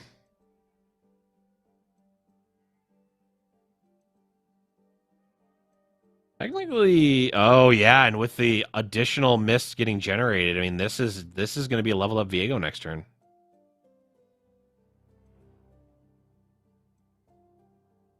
At that point, it just kills off the Sejuani every time. Not too much of an answer for a leveled up Viego on the side of Mudkip.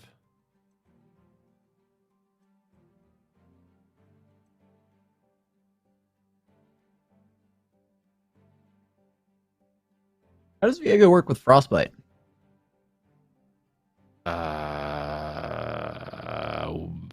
Because is it base power of the unit or unit power when it dies? I'm not gonna lie. Because this eye no is idea. looking like he's not getting any generation from this. Oh. It's not an interaction I've seen for a long time. There hasn't been a lot of Freeze versus Viego matchups. Chat was asking about a Viego and Freeze bug, and I don't know what that. Maybe this is what they're referring to. I have no idea. But it would make sense that Viego would not get procs from frozen units. It looks like. I mean, it's hard to tell.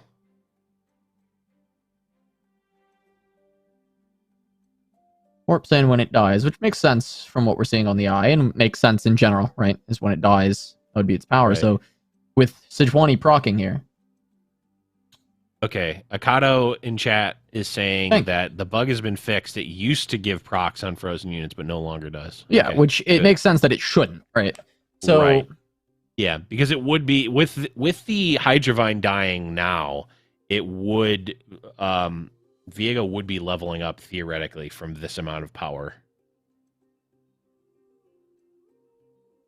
you're gonna get the will onto the Sejuani, and this will be able to give the level up to Viego. Well, we can pokey stick in response, which is going to get snap denied. Denies there. We might, I mean, this might just be concession on the side of Mudkip. Yeah, I mean, what do you do? I mean, what do you do at this point, right? I mean, you now have a Viego on board that's going to be leveled up. Yep. Sejuani just dies immediately every time she's on the board, start of turn. That is the look of determination of please don't have deny. And they had it. Unfortunate for Mudkip here. I could entomb. Could entomb the... That's true. We could entomb Viego here. How... I mean, I guess you entomb Viego. He doesn't level yet. Oh, that wasn't him. I thought he clicked the Fury. I'm like, You get a couple more shrooms in the deck, but it's only up to 10. It's not a lot. Right. Thresh is leveled. He pulls out another Viego on the next turn. Oh, that's tough. That I'm not even sure if you can block, and then you die to Atrocity. So, yeah, there's not a lot of good happening here. I don't think we'll die to Atrocity. Might not die to Atrocity just because of the timing. Open attack will pull. We'll have whatever size Viego is at. Oh yeah, this will almost certainly do it. Hydravine stays alive. Yep. This just unfortunately not a sequence that is working out for Floppy here, as this open attack, I believe. This open attack is definitely presenting lethal. That there's no doubt anymore. Yeah, I mean, still alive. There's also just the life steal from the Hydravine too, so there's not even an opportunity for Floppy to look for a cheeky lethal. There's not even the most unlucky mushroom pool we've ever seen in our lives, with pulling like 8 of them, the 10 that are in the deck. Right. That would be hilarious, though. It's just there's nothing left. There's no copium, no hopium. Oh, there was hopium. You could have put 5 more mushrooms in, and there could have been 15. So I think small misplay on the side of Floppy. Like, I'm saying that jokingly, but actually was technically a misplay there. Was literally the only possible out in the entire game, and it was like a actually impossible odds almost. Yeah, I don't know. Yeah. I doubt that shrooms are actual true random, so it's probably not actually the possible, biggest amount of hopium that anyone could ever inhale. Yeah. All I'm saying is I'm playing that mushroom cloud there. I'm getting you gotta play to your outs. Play to your outs. You gotta play to him. You gotta play to him. Could have only done 10 there instead of the 15 needed, but unfortunately for Floppy Mudkip, that is going to be him going down 1 there. And that was interesting. I mean, the Sedge Teemo deck kind of came out, did some stuff, but there was a good amount of interaction, but not the type of interaction that worked well against the more, sort of hard removal or really like potent reaction of the Thresh Viego deck. Like that Will of Ionia was just absolutely brutal. Oh yeah, I mean, completely dismantles the strategy because, well, the whole point is you get a leveled Sejuani on board, and then you just try and freeze everything out. And guess what? When it's not on the board anymore, it's not that great. So, makes it a little tough. Chad is debating if shrooms are true random, and Jay Tamunda, giving us a little insight into how the shrooms actually work. It's actually Riot Dovaghetti's in a room full of millions of screens controlling every single mushroom by hand, which I'm risking a lot here by revealing, but that's actually true. Yeah, it actually can confirm this. Yeah. It's a combination, though it's not just Dovaghetti's. It's Dovaghetti's, it's Ruben, and for some reason, Freak also, all in a room constantly. And they're all. The room is actually Freak's basement, and that's Freak's, where they. Yeah. Just like constant, and they put them in by hand, right? It's not like a computer. It's like they have actual like mushroom plushies that they're throwing into decks. It's really weird. They're shuffling actual mushroom cards into virtual decks. Don't know where I'm going with this bit, but anyways, back to the match here. Maitri with the says to specifically not disclose the shroom room. Yeah. Yeah, I know. I you know what, chat? This is the insight you get on Fight Night. And it's also the last time you'll ever be seeing Blevins. It's true. I'm almost certainly the Riot Arcane is actually real life. That's the last that was the last crossover was into real life, and both Jinx and Vi are going to be teaming up to just beat the crap out of me for revealing that secret. Revealing the shroom room. Oh god. But Mudkip here on has the sort of cards that you're looking for in this matchup. Zed, we've got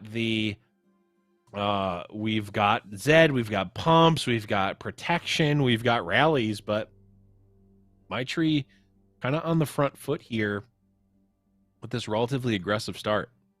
Yeah, but you're also staring down a crusty Codger that's been pulled from the Mariah Warden. Give you that 2-4. Not a fun start for Floppy Mudkip. Really quite brutal, as basically you got to take this one on the chin. No blocks are good here. Rangers Resolve, Zed on Stone Stackers, and your Young Witch on the Mariah Warden. It puts both your units at 1, but you have a Nopify. I don't hate it.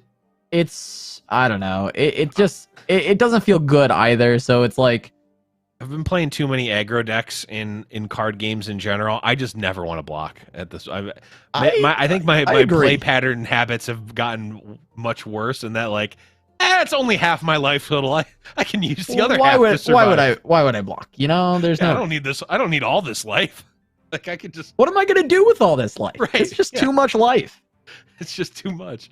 But we are getting a pretty good crackback on the side of Floppy here. The Rangers Resolve is there to potentially counter any sort of shenaniganry that comes out of Maitri. Any blocks that come out on the side of Maitri, I think Floppy is ecstatic about.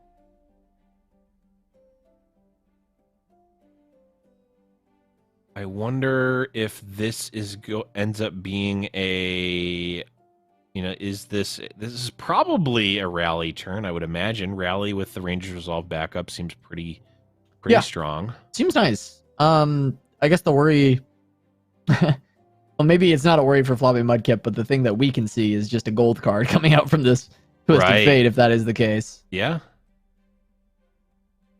Though the only way that works is if Maitri passes here, and I gotta think that Floppy probably passes back. There's the pass. I'm loving the play between these two players, both just playing at just like that upper echelon. It's like we've transcended the clouds, and we realize that there actually are these just high level Runeterra players flying up here, Dragon Ball Z style. Us low on the ladder don't even ever know that this exists, but this high level mind game setting up, making your opponent play into your full mana. This level of play is happening above the clouds, and we're seeing it happen here on camera. Okay, Blade Scout. This pretty much guarantees that we're not gonna rally unless Maitri decides to throw something big down. Yeah, I think. Well, I guess the 2-1 is nice because now if my tree, like, I don't know, plays a bunch of units, Mudkip gets to rally. If my tree passes, Mudkip now has a blocker for open attack and full mana. I think this, I do like the 2-1 play here, even though it doesn't allow you to go, it no longer allows you to rally plus Ranger's Resolve. I think Mudkip probably has to pass here. Tapping out for rally is sus at best, I think, with 4 mana. Yeah, because 4 mana, I mean, you know it can be 2 types of pings. That gets pretty scary on just your Zed. I guess he's hovering that he has a second Zed. I wonder if he's actually just considering this rally. Oh, yeah, he's thinking of just jamming it because he's got 3 units now. Yeah, I mean, double Make It Rain just makes me want to throw up in my mouth a little bit. Or, I mean, Make It Rain plus Pokey Stick. I mean, he's just doing both. It looks like, oh, I hit all 3 units. Pokey Stick. Yeah, no, this is perfect for, well, I guess it's not perfect. We're still going to be able to attack for 1, I guess. But, yeah, this was perfect for my tree. And honestly, this is a rare instance that we've seen Mudkip sort of jump the gun on something like this, but Maitri's putting on like just enough pressure to sort of force this out. I mean, Floppy generally is like super reactive and wanting to play this, but this deck really doesn't necessarily allow you to do that, especially when your opponent is playing as tight as Maitri is. Well, and the thing is Floppy knew the risks on this play, right? Like he absolutely made that play knowing that there is a potential blowout. But I think he made the decision that he needed that now or else he's not going to win the game. And that was the decision tree that was made. And he lost. Like, this game is done, right? Like, there's no way that Floppy is winning this from this stage. There's a gangplank on board. This board is way too wide. He's 100% dying.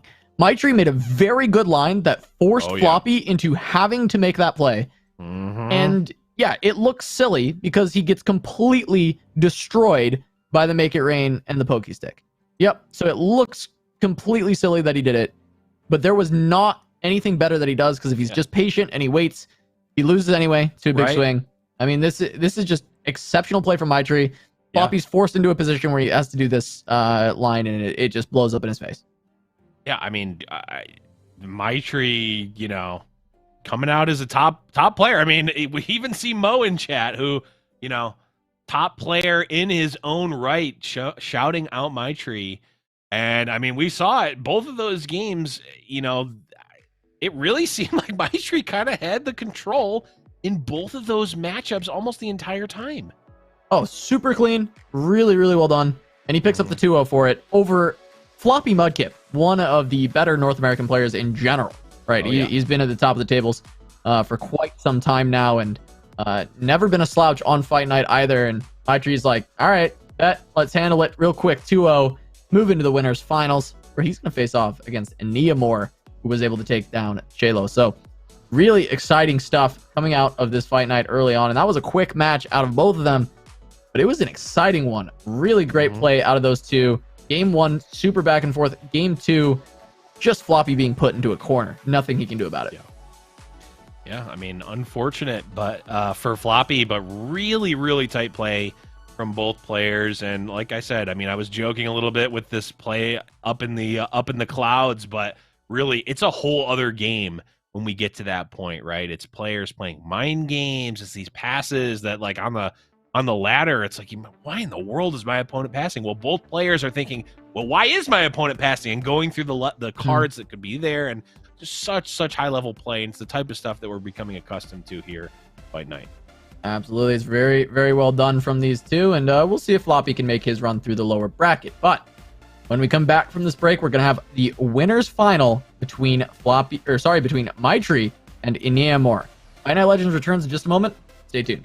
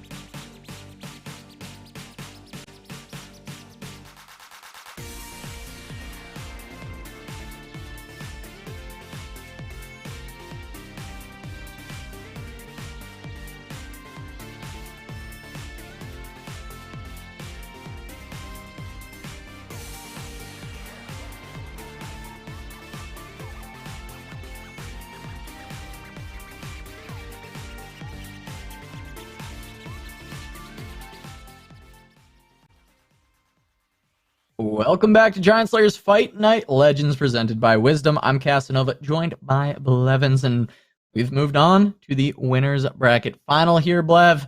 We got Maitri versus Neomore, and well, this is going to be a hype one. We have seen clean plays all day, and Neomore has been just on a freaking tear from the Wobbly Wombats last week, having a really great performance as well, and here he is once again in the winners bracket final.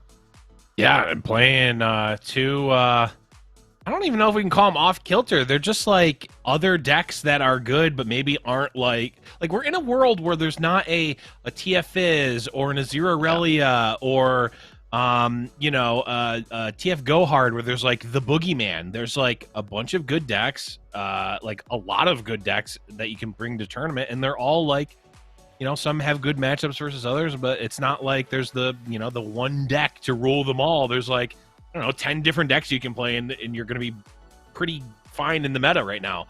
We're seeing another Glorious Evolution Shellfolk deck by Neomore. This one just running the Vi, but pretty standard build. A lot of control elements with that sort of combo kill with the Poro Cannons, Glorious Evolution, and Shellfolk. And then the other deck on the side of Neomore is that Lissandra Talia Thralls deck, and this is one we've been seeing a little bit more, thanks I think to the Cameron Hanzo crew as well as others really keeping it afloat. And I think it really does, and we're seeing it here now.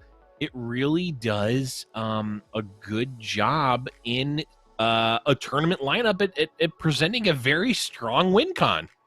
Yeah, I mean, Cameron has consistently just been bringing this, and I think he even has it again today. Yeah, he does. Cameron has Thralls and Viego Thresh, which is literally what Cameron has brought to every tournament for the past the 4 or 5 months. It really is just the Cameron lineup, and every time we see Thralls, I feel like we need to nod to Cameron, because he's the one who kept this deck alive when a lot of people put it back on the shelf, and people realize, like, wait, this is actually still a very good deck, and it's being picked up here by Neomore, who has historically always played stuff that, you would normally describe as off kilter, but now with Glorious Evolution Shellfolk being something that I think he really was the one bringing to the forefront, and it's actually just good. It's not even just kind of a meme pet deck that Neomore has. This is just a top tier list that is finding a lot of success in tournament, and maybe it's because Shellfolk is so incredibly strong that you just add a different win condition in instead of the old win condition, and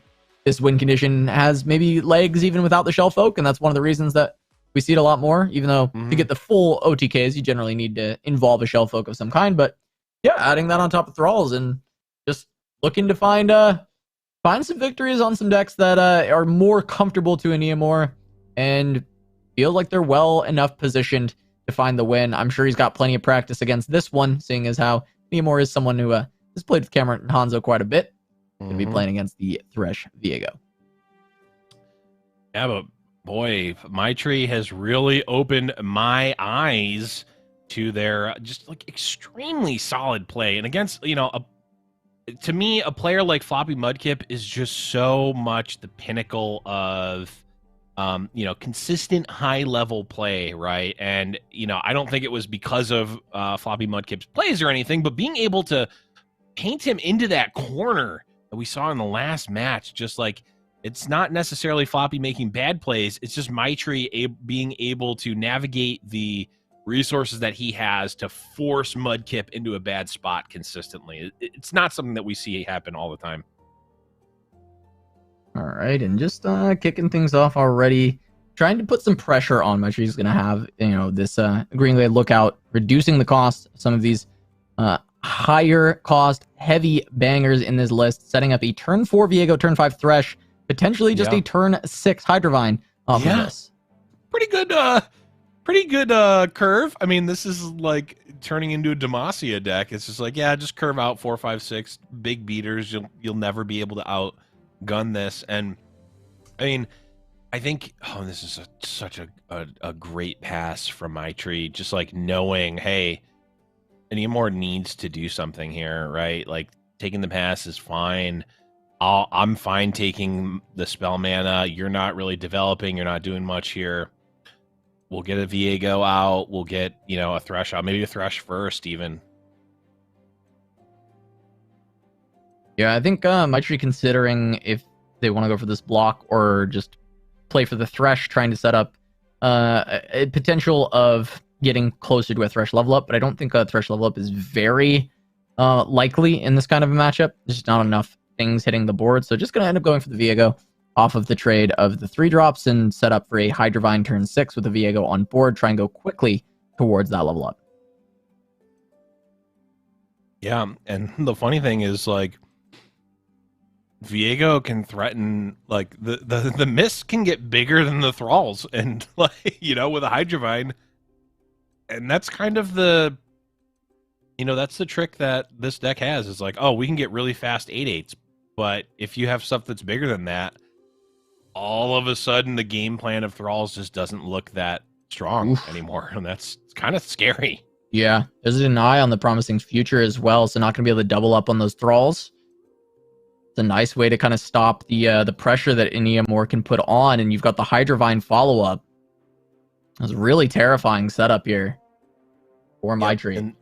And the deny on the Promising Future really, you know, paints the picture of, hey, why did we not slam this Viego on that turn 4 when Iniamore only had, you know, 3 spell mana and 1 unit mana, and Maitri just had 4 mana, could have played an early Viego? Well, yeah, it's because Maitri knows, hey, this Promising Future on the Thrall is going to be very scary at this juncture, right? We need to stop there from being multiple 8/8s super quick, and that's exactly what Maitri's doing here.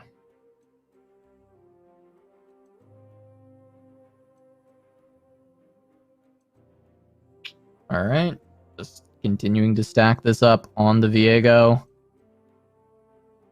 Summoning plenty of these mists. They're already getting very large. Viego himself getting large as well. There's a Promising Future. Well, this time it's going to work. There is not going to be a deny for this one, so we will get double thralls coming through, but will it be in time is the question, because this Viego is still an absolute monster at this point. Mm-hmm. This will also level up Lissandra too, which could potentially be quite scary.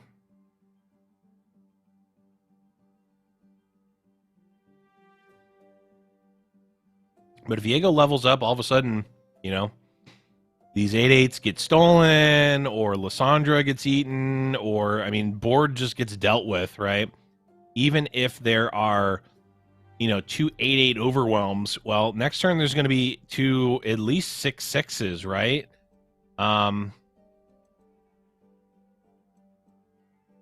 This is an interesting attack.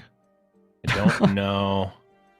I don't know that he meant this exactly. Yeah, because we saw the immediate Darius. Well, the Darius, but that makes me think, okay, well, they're trying to make me think that they messed up, but they didn't actually. Or you know, Iniamore just not a big fan of giraffes and just wanted to throw one in the trash. That is also a possibility. I mean, is there ever a world he actually needed board space and that was a bait? I mean, he has 4 spots. I mean, I guess 3 spots because this is turning into 2 8/8s. Yeah. I mean, is that actually a thing? Like, was it actually a bait? There's the Talia. There's the double up. Yeah, it was. Oh, it was actually a bait. Iniamore, come on. I mean, that only works with the Darius. Oh my god! It only works with the Darius emote, because the now Darius Gambit. Oh. Yeah, the Darius Gambit, the Giraffe's Gambit pays off, because now Talia leveled up and Watcher is reduced cost, right? So we now have a Watcher.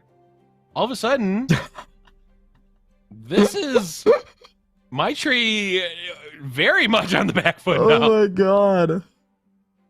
Oh god.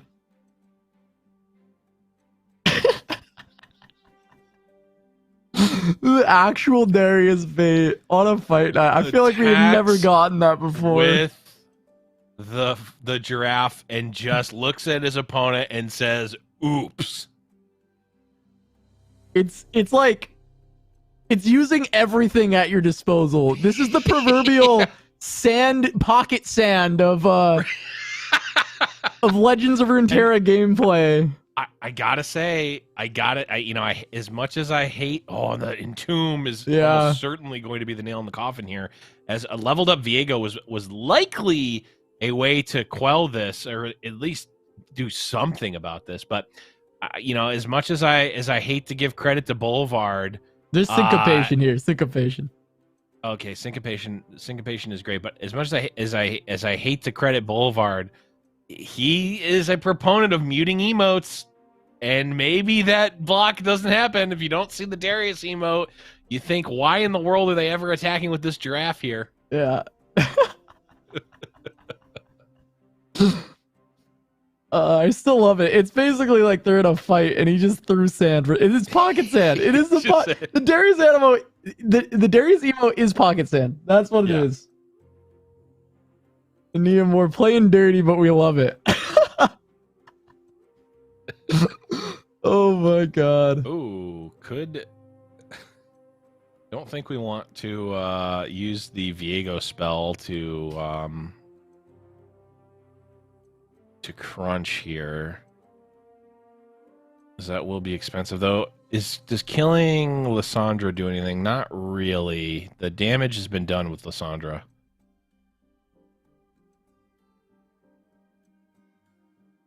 Yeah, how's this playing out? Because Viego's stealing something, right? So gonna steal an 8/8, which means there will be 3 8/8s on the side of Neomore, and there will be 2 on the side of my tree, with the mists going up to 8/8.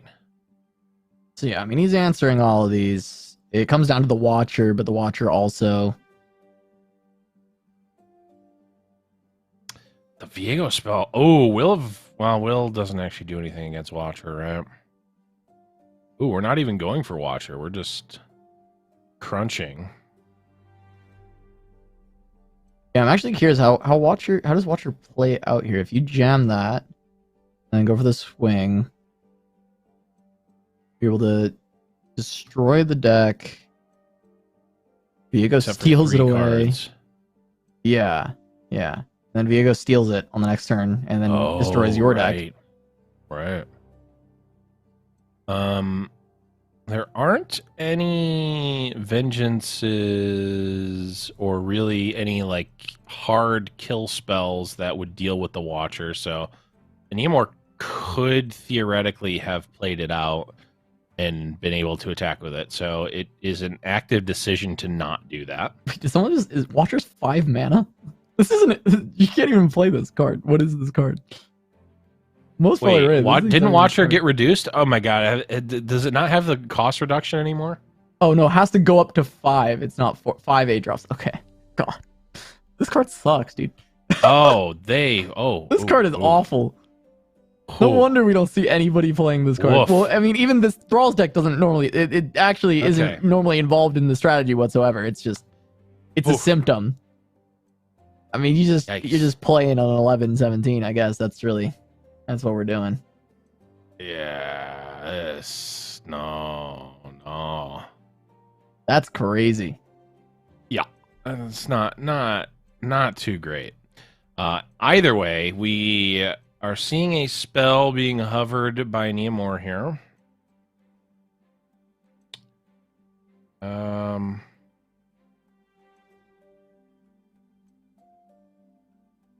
And an Ice Shard, so this is going to be pushing some damage.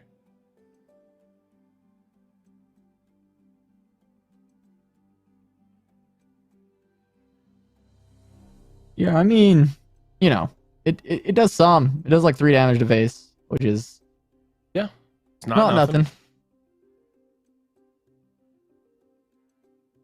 Okay, Ice Shard plus Lysandra's Entomb. Okay, so that's that pushes damage. 11, right? 8 and 3 is 11. And assuming that my tree doesn't play the game.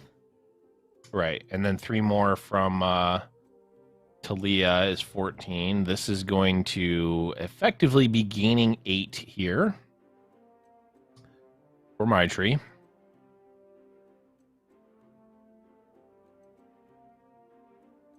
So Lysandra still dead. The 3 from the Ice Shard still happening. +3 from Lysandra, so there should be my tree going down to 14 here.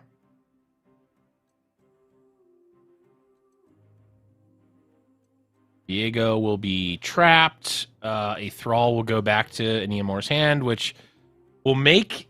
Oh, no, actually, that Thrall's going to cost 8, so that's going to probably not make it to play anytime soon.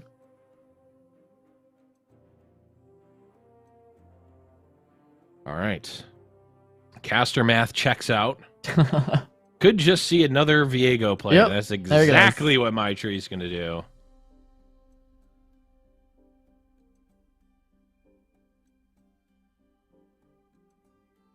Blighted Ravine. Okay, Gonna at least kill off the Hydrovine. Yeah. No, it is not. My tree saying no, thank you, no, thank you.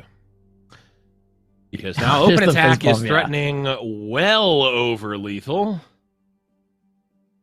This is very much Neomor makes one of the most legendary fight night plays in history, and yeah, it didn't matter. It did not matter. Did not matter whatsoever. My tree has full control of the game with the Viegos. Yeah, just casual. Well sequenced once again. 20, 36, 46 damage coming through. That's going to be my tree taking game number 1. And man, these games, like, they're super interesting, and they're back and forth, like within a turn cycle. They're like back and forth, but boy, does my tree feel like he's in charge. My tree's a beast, almost man. all points. This is the first time I'm hearing his name, Blev, and I'm not forgetting it. I'm looking out on this guy for the seasonal. Then we already got one for the list, Blev. We got one already. I was gonna say definitely might be making some lists for sure, even if it's just off of this performance, because this is I mean, talk about running the gauntlet early, right? Like, you know, it's not just, oh, you know, they hit rank 1 ladder. That's an impressive feat for sure. But like, you know, kind of anyone can do that, right? This is the true clout tournament, right? Like this is this is the clout tournament. And you know, you show up and sometimes you get shut up, but my tree right now is silencing others at this point. He is sequencing super well. And I've been really impressed with this play. Just playing at the top of the game in this meta, and it's a pretty difficult meta to navigate. You mentioned it earlier. It's not like there's like 1 or 2 decks that are at the top. You have to be paying attention to a lot of different potential things. Yeah.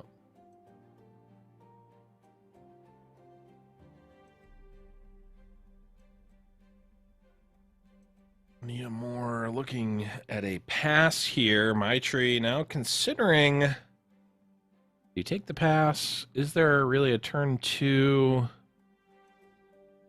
Neomor is wanting to wait to play. Nope. The answer is just doesn't have anything. Now you get to develop a Crackshot Corsair. Still going to go for the open attack, not developing another Crackshot Corsair. I mean, something, you know, Lysandra or Tavern Keeper, like all those things are pretty punishing there. Yeah, my tree's list might be too fast-paced for Thralls unless the Neomor has some good ways to crank down this Thrall very quickly. Because, I mean, we're looking at how this is curving out, and there's Crackshot Corsair and Barrel Bear for turn 3. And Bear! Lecturing Yordle for turn 4. Yeah, Lecturing Yordle, a card that is approaching the precipice of Bull Elnuck stats. I still contest. Not enough people are talking about how close to the stats of Bull Elnuck. Everyone talks about how good this card is because it generates cards. No. It's almost as good as a Bull Elnuck. That's why it's so powerful. Yeah, it is up there in stats. He's a bit of a chonky Yordle. Yeah. Got those extra abilities. Doing some crazy stuff with the mushroom generation, just the ping generation, really. This next attacking turn can feature a Gangplank or 3 Crackshot Corsairs to push damage. Yeah. I don't think that there's a wrong answer. There's an Avalanche. Ooh. There's a great answer, though, for Neomor. They'd be clearing out a decent amount of the board, but like you said, there's still so much follow-up potential on the side of my tree. Yeah, it's a big answer for Neomore. If he's got a couple more things like that to try and clean up this board, he might be okay. Maitri goes tall with the Gangplank, though. It can be a little bit scarier for Neomore. But if he goes wide and there's another Avalanche, then we're looking at a game, for sure. He's bought a lot of time already with just that Avalanche. Yep. Well, so Maitri is in an interesting situation because if a Neomore has another Avalanche, there's only mana for one, and basically that's likely most of their turn. Avalanche is also killing off one of their blockers. So Maitri has kind of the option to, if you want to go Gangplank, obviously you play Gangplank first, and that sort of ends this discussion. But there's going to be 3 actions for Maitri to develop, and from a Neomore's perspective, what one do you play the Avalanche on, right? Like, do you play it for just 1 Crackshot Corsair? Probably not. Do you play it for 2? I would say maybe you play a Crackshot Corsair, or you play an Avalanche to kill 2 Crackshot Corsairs, but even so, there's still a Mirai Warden afterwards. Or we can lead with the Mirai Warden and we get another Crusty Codger. Crusty Codger again. Maitri's been hitting him all day. His Mirai Warden reads 2/1, summon a 2/4. I mean, I would play that card in my deck for sure. Now, we definitely coined the phrase Zinc Beam, but is this a Maitri Warden? Not a Mirai Warden, a Maitri Warden. Maitri Warden. There it is, the Sure Maitri Warden. He keeps pulling it off. I'm pretty sure that's canon now. If Riot ever makes a card that, maybe not make it cost 2, but it's a 2/1 that summons a 2/4 for, like, I don't know, 5 mana or 4 mana, whatever makes sense. It's a Maitri Warden. It's going to be Maitri Warden. And it will be called My Tree, Tree Warden, and it will be like a Bandle City card. There we go. You heard it here first. It's happening. It'll be the Fight Night inspired card. And we now have proof that that is the case.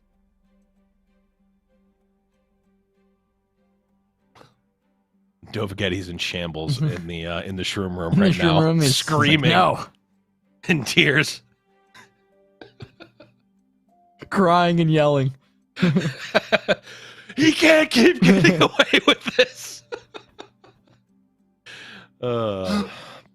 Anyways, back to the match here. Maitri decides not to develop too much more into a potential Avalanche, unless... The thing now is the Avalanche is not even that good against this board. It's only okay.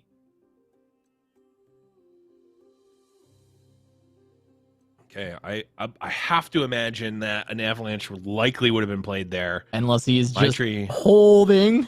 Hold! I mean, hold! I guess the Avalanche, that last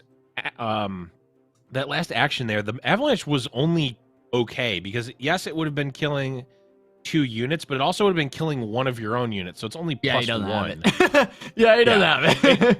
It doesn't have it, but I think it is reasonable that Neomore could still have had it there. I think so too. I think he could have held it there, actually. I really do. I think the blocks were okay. And if, Maitri plays one more thing with his 2 mana, then you just absolutely crush him. Blighted Ravine. And Blighted Ravine is doing great on those trades. Okay. We have a game, kind of. I mean, we still have 2 champions on the side of Maitri. But Thralls are within striking distance here. Board wiped. Shrooms drawn. Okay. Another lecturing Yordle. Yeah, that's terrifying. And Neomore hates that. Oh, yeah. Okay. Darius? Another Darius. He can't keep getting away with it, Blev. He can't. There we go. Talia on 1 countdown on these Thralls. But Maitri is going to get the attack token next turn. Right. Can have a Lecturing Yordle and a Gangplank available for that. Right. Well, and he only has to deal 5. Right now, just in hand, we have Lecturing Yordle coming down now. Shroom or Poison Dart to face, Neomore down to 4. Next turn, we have Develop Gangplank, attack with Lecturing Yordle and Gangplank. Even assuming that they're just chump attacks, that's another 2 damage Oh, this is Gangplank leveled up as well. Yeah. Oh boy. Okay. No, this is not good for anymore. He's almost dead to just I didn't realize triggers, the Gangplank right? was leveled up. Yeah. At least kill off the barrel. Yeah, I mean the barrel's still there. It's just one fewer barrel now. We are getting the copy pasta in chat for an EMR, but is it going to be enough? I don't know. Lecturing Yordle can generate 2 darts on this turn. An additional 2 damage from the Gangplank ability with the barrel. That's 4 straight up. 1 mushroom ends it. And there's one a mushroom ends it. Twisted Fate red card ends it. The thing here that is potentially scary for my tree is that those things do end it, but Shroom is not guaranteed, obviously. We can't play Twisted Fate and Lecturing Yordle this turn, which means if an EMR can fade a Shroom, theoretically, there is going to be an action for an EMR before my tree is able to kill with the red card from Twisted Fate guaranteed. They currently have 19 power on board, 16 of which is Overwhelm. And the attacks that generate the damage required to present this lethal is coming at the cost of both units. So I don't think there's any sort of deterministic element to this. Also, an EMR has 5 cards in hand.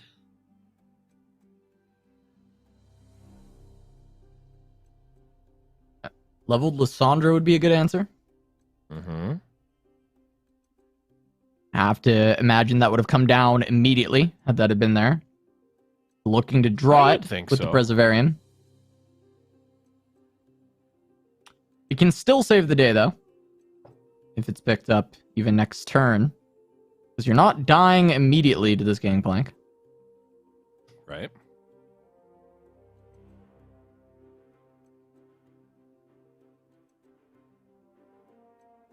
Okay. This is sending an EMR down to 3. Yeah, essentially, an EMR is at 1, going into the next draw step with a good amount of shrooms in the deck. Right. So unless there's healing or Lysandra.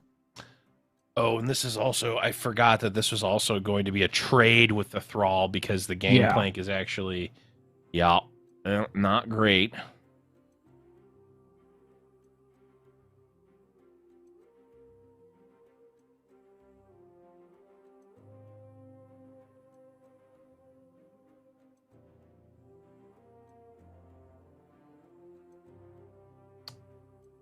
Neomore hovered a card, and it is a Succumb to the Cold. That is quite big. That is leveling up.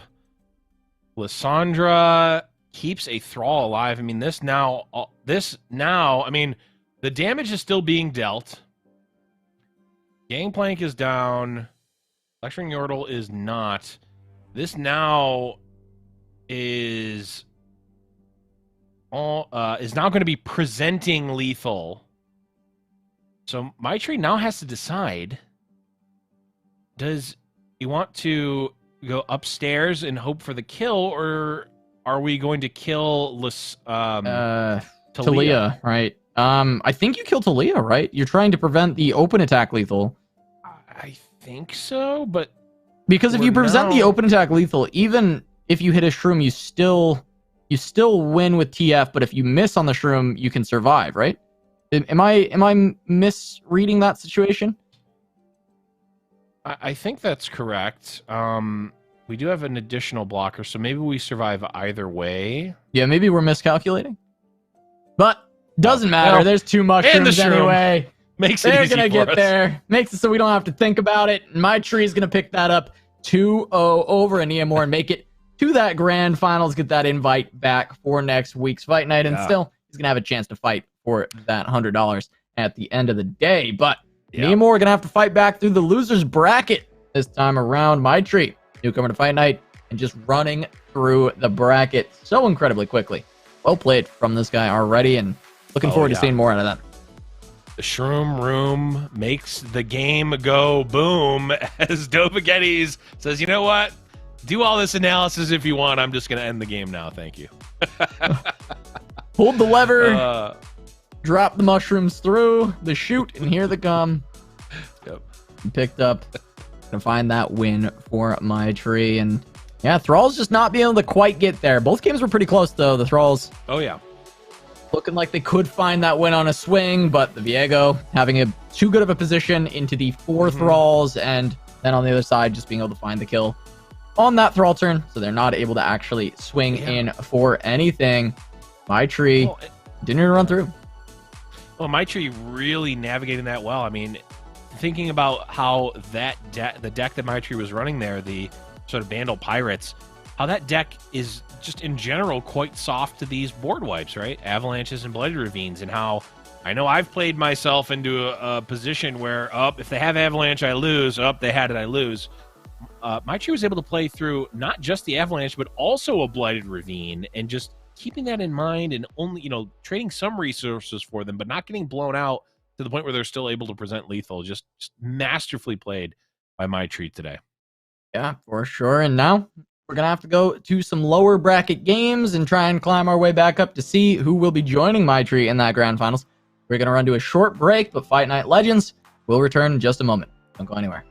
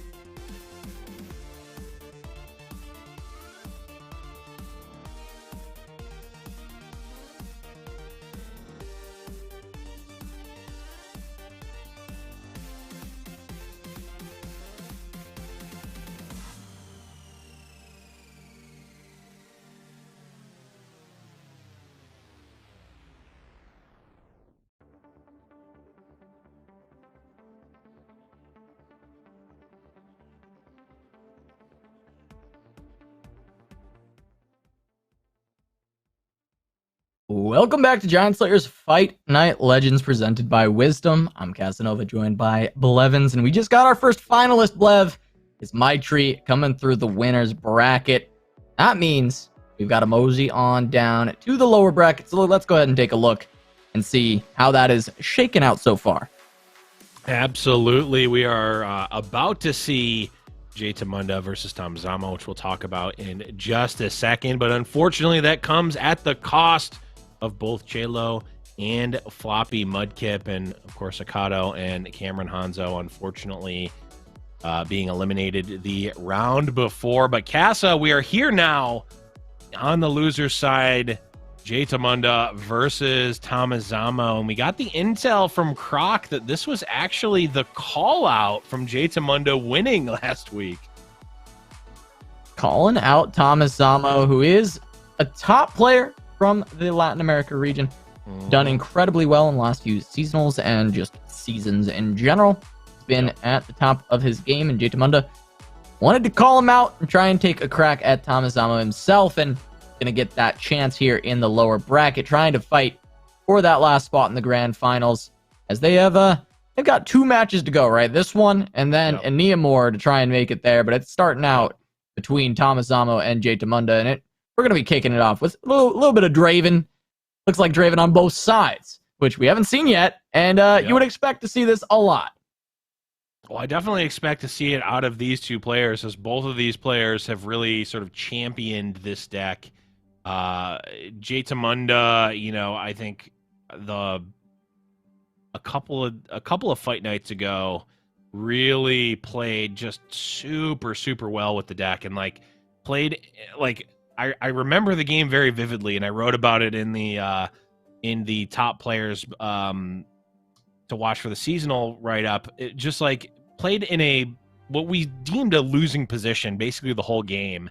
And it just ended up getting to a point where Tamunda top decks this Get Excited. But when you go back and watch the match, Tamunda was making these sort of interesting or weird plays that all led to the point where he gets that top deck and actually sets himself up for lethal. So Tamunda, we've seen many times play this deck and played in a way that really is masterful. Yeah, he's been exceptional, but Tamazama is no slouch on the list either, and expect this will be a very back-and-forth matchup. Of course, the Draven nerf being pretty painful to this list, but it's still a strong one. Still not completely shutting this list down, especially not with Sion still being as strong as he is. Yeah, absolutely. I mean, it's just, it's another one of the decks on the list that you can bring, and it's going to be a good piece to your lineup, honestly, regardless of the format, right? It's a solid deck. It can be aggressive. It has a late game plan. It kind of fits the, if you expand your horizons of what mid-range means, it's another one of the 5 or 6 mid-range decks in the format right now that are all relatively playable. Yeah, and the start is definitely going in the favor of Tamazama for now. He's just got a very nice hand. Rounded out by this Sump Dredger that's going to allow him to discard yet another one of these Fallen Riders. But at that point, it will start to slow down if he can't generate, more cards. And generating axes was going to be a big proponent of that. And that's just going to be a Mystic Shot taking out a Draven, which is, that's a new thing overall. Used to not be able to happen in the days of yore, but it is, of course, something that happens now. And yeah, there's an additional Draven, which is going to be just fine for Tamazama. And he does even pick up a Zonite Urchin, which is just a fantastic draw with this hand, giving some more card draw and activating these Fallen Riders to be even more powerful. All I'm saying is back in my day, Draven was a 4-3 base stats. True. But those days have long since passed, and I'm pretty sure that it was never even made to release. I don't even think that made beta. I think that was no, it was like an alpha. Yeah, it was preview. Only. Yeah. It was only preview weekend, so probably for the best of that he's not a 4-3 anymore, but poor Draven. One of my favorite cards of all time, but is a shell of his former self, but probably for the best. Just a solid unit overall. The fact is, he's still powerful, and he's a 3-2. It's crazy. Yep. It's wild. Yep, but we're gonna see the nerfs coming into full effect again, as 2 Mystic Shots are now going to have killed 2 Dravens. Yeah, and I mean, it certainly is a very relevant nerf. 2 health is 3 health is a breakpoint. It is. It's one that's very important for a lot of removal, and we're seeing it come into effect once again. As you mentioned, this is Draven number 2 getting killed off by a Mystic Shot. Yep. Thomas gonna have to go to Draven number 3 and hope that one does a little bit better for him, but yeah, at least still having decent board control. Good bit of damage that he's been able to chunk through.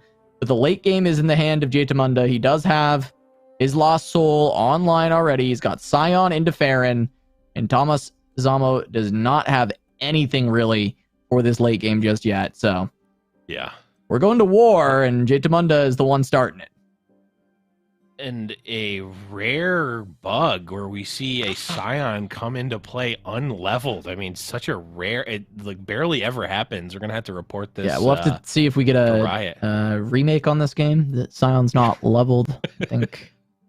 I don't know. Can we get a check on that? Can the admins check in on why the Scion isn't leveled? I just want to I want to make sure that everything's all fair and up and up. Yeah, in this game. I think Riot is mad at us for revealing the Shroom Room, so they're putting bugs in the games. But either way, the game must go on. An unleveled Scion, just attacking with reckless abandon here. Yeah, what's that? I'm getting news. Yeah, I'm getting news directly from the Shroom Room. They're saying that this is in fact not a bug, and that Scion there just weren't enough shrooms in the deck for Scion to level. Not enough shrooms in the room to buff up those fumes and get the Scion level up going through. But he's almost there. We saw 29 out of 35. He just needs one more big unit to be played, and he'll level up. The Farron's going to do it on this next turn.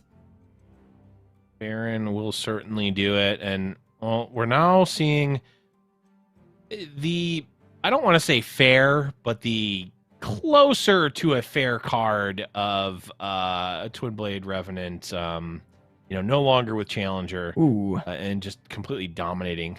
Actually, this is a really spooky spot for Jaitamunda because he wasn't able to develop a wide enough board. He actually has to use this Get Excited or be potentially within lethal range of a Get Excited of Thomas Zamo, or even a Mystic Shot if this is the way he decides to block. Yep. So gonna have to somehow deal with this. Naporo Cannon first, and then go for the Rummage, it looks like. And then from there, it was going to be the GE, but he does pull a Time Winder. It's going to be a little bit better. In fact, much better. Make it so you only take 4. Ooh, and a Flock as well. So it's not... And Time Winder already covers that. Yep.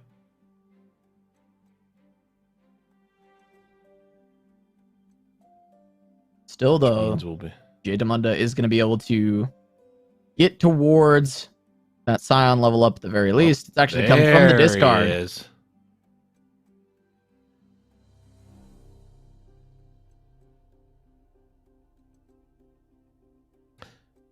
I guess there wasn't really a way. I wonder, can you Time Winder your own unit? Because I wonder if there's ever a world where Jaitamunda blocks with Scion so that the Scion dies but levels up on the stack. I mean, it probably wasn't good, but I think there was a way, there was a world where that could have happened potentially. Yeah, Scion, I mean, at this point, you've just got him flipped and you get your attack on the next turn, and hopefully, or hopefully for you, you're going to be able to rally on the next turn as well. Finish off this game. We're going to see Thomas trying to set up a defense, getting the Revenant out, has the Get Excited, has the ability to bring that Reborn Grenadier on, and this is one of the techs for Thomas's list that's not on the other side. That's the Squire. Not really relevant at this stage. Kind of nice early on, kind of cute, but not good anymore. Huge because now, so theoretically, well, actually, I don't even know if we're able to survive anyway, because this is exacties, I think. 18 is being pushed, Overwhelm. Yeah. 18 Overwhelm was being pushed, only 5 to block, so that's 13 coming through regardless, but Jaitamunda also had the Ravenous Flock on his own Scion to get the rally regardless. So yeah, that one was done and dusted, as they say. GiantSlayerTV going up 1 game here in the mirror match. And again, like, both players are really, really strong, but if I'm putting my money on anyone to win a Draven Scion just game in general, I'm putting it on GiantSlayerTV. Yeah, and I mean, this one was kind of tough too, because you looked at the hands and ThomasZamo had a pretty good early game advantage with the amount of pressure he was able to put on, but GiantSlayerTV had enough removal to just kind of hold on while he set up this Scion.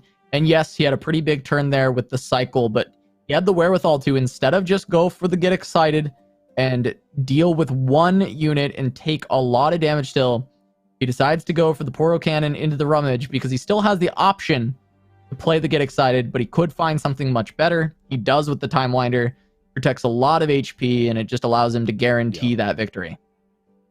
It's the little things that compound, and that really, I think, is what describes GiantSlayerTV's playstyle to a T. It's like every little thing is done well and optimized, and you do enough of that, and it compounds, and it's not necessarily a huge, big, flashy play. You know, it's no Darius's Gambit, but it all compounds and leads to these small incremental advantages, and is why I think we see GiantSlayerTV win so often.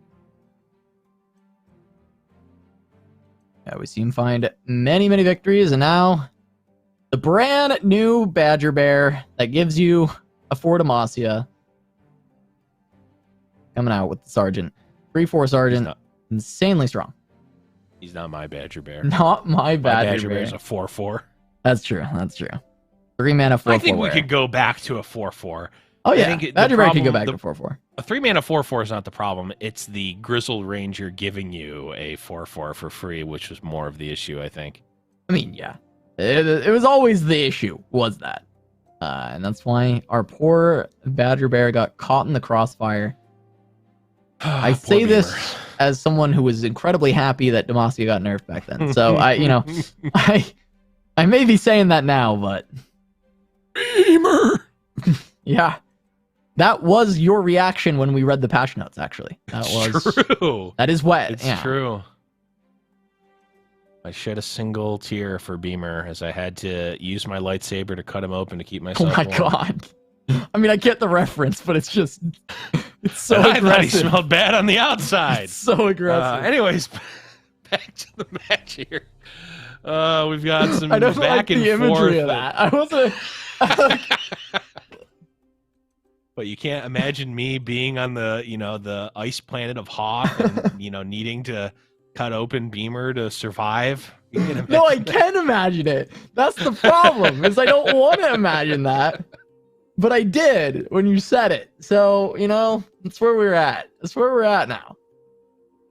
That almost happened in Cincinnati. You almost had to cut me open. And anyways, back to the match here. ThomasZamo bringing the beatdowns. Already down to 9 is GiantSlayerTV and a very wide board. ThomasZamo saying, I do not want to block. We're taking this on the chin. We're going to set up an open attack, and we've got 4 to the face. He's got the Mystics. Yeah.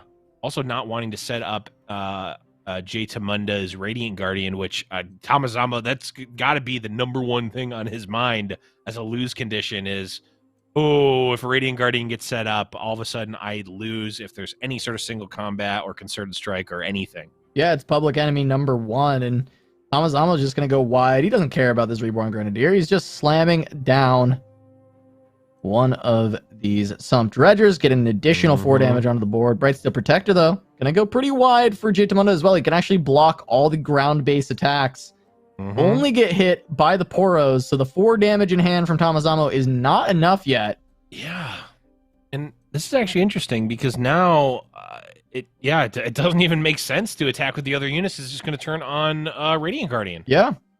Like, there's the idea of like, oh, maybe I need board space, but turning on Radiant Guardian is much worse. So you're just going to take your 2 chip. You'll have to defend next turn, and then Radiant Guardian will get played. And then you have to hope there's no sharp sight. But we're looking at this board state, and we're seeing, okay, GiantSlayerTV threatens lethal with his attack.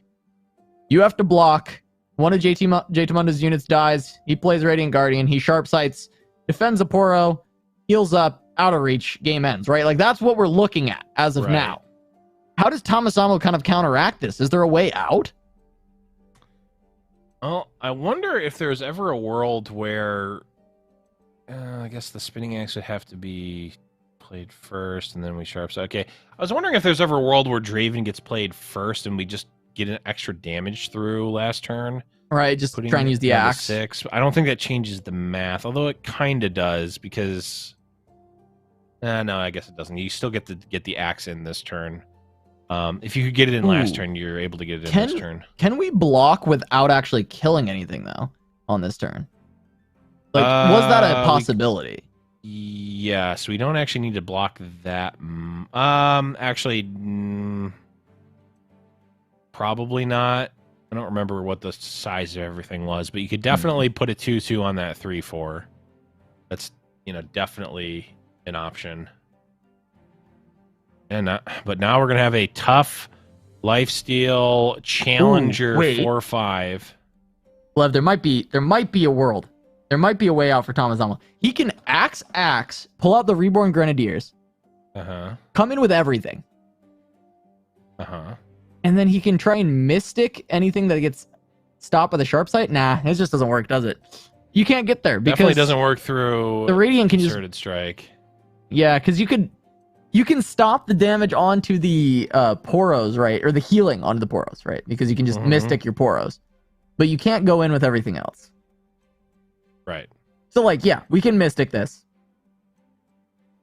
and deal 2, but we're losing 2 damage to the face in this way, right? Yep. It's still better because it deals 6 here and stopping the life. Right. Oh, no, this just gets completely devastated by concerted strike. Yep, concerted comes out. You have to Mystic your other Poro. This still isn't even lethal. That's the other problem, is that this isn't even. This still requires a. This still requires something off the top. Oh wow, he just doesn't even. He doesn't even Mystic it. I mean, this is just. It's essentially just game. I mean, this is just going to be another attack in from the Radiant Guardian, heal another 4, back up to 17. Thomas. Yeah, I mean what he finds Scion. Can Scion even do this though? I mean, you're trying to get through so much HP. Jaitamunda effectively at minimum 17 on an open attack. Yeah. There's a concerted too. If Scion even came down, no. Yeah, like definitely not. Definitely not. I mean, it's game. Jaitamunda is gonna find the win. Yeah, this is definitely a win for Jaitamunda. How does Scion interact with concerted strike? Does it can you kill both halves with one concerted strike if you have 2 units big enough? That's a good question.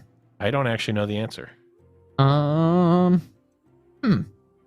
It probably depends on the wording of Scion, right?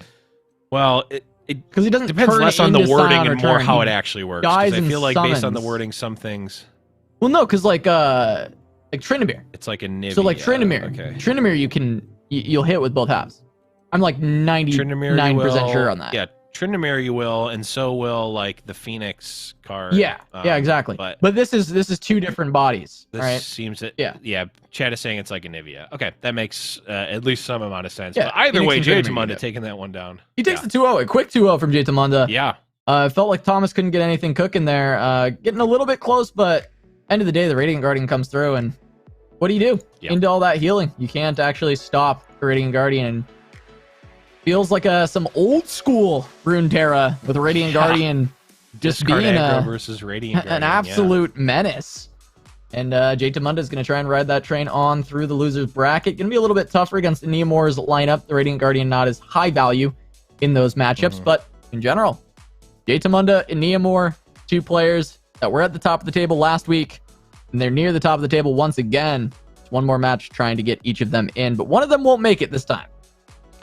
Yeah, I mean, one of them is going to have to play, is going to end up having to play against Maitri, which has been, a breakout star in this match. I mean, it might be a little too early to say, but I got to say, I think I speak for both of them to say we've been super impressed by the level of play. Of course, we've always been impressed by Jaitamunda and Neomor's play as well. So certainly no low level play in this event, but it seems like this has certainly been Maitri's night. It's been and he's Maitri's night. Executing. Yeah. I'd actually be surprised if Maitri doesn't take this home. It's just been such an incredible performance from him today. But yeah, as mentioned, Jaytamunda and Neomor, two incredibly strong players. One of them will be Maitri's opponents. We're going to find out soon enough, but we're going to go to a short break. When we return, Losers Bracket Finals. Fight Night Legends returns after this. Don't go anywhere.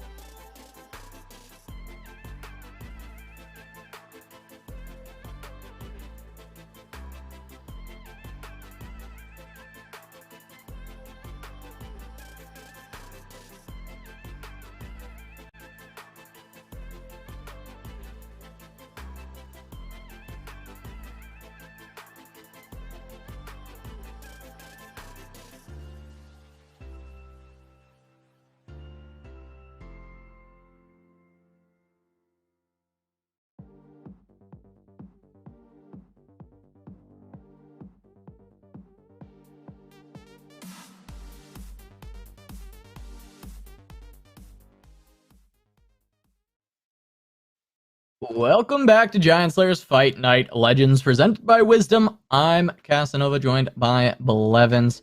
We've got two more matchups to go. We're starting off with that lower bracket final.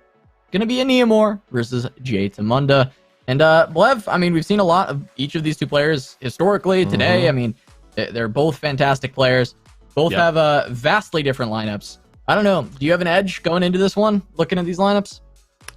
Yeah, I mean, it's really hard. Again, I already spoke at length about, GiantSlayerTV just being an absolute master on Draven Scion, and even playing the Akshan Sivir deck to great success, and obviously in this tournament and last round specifically.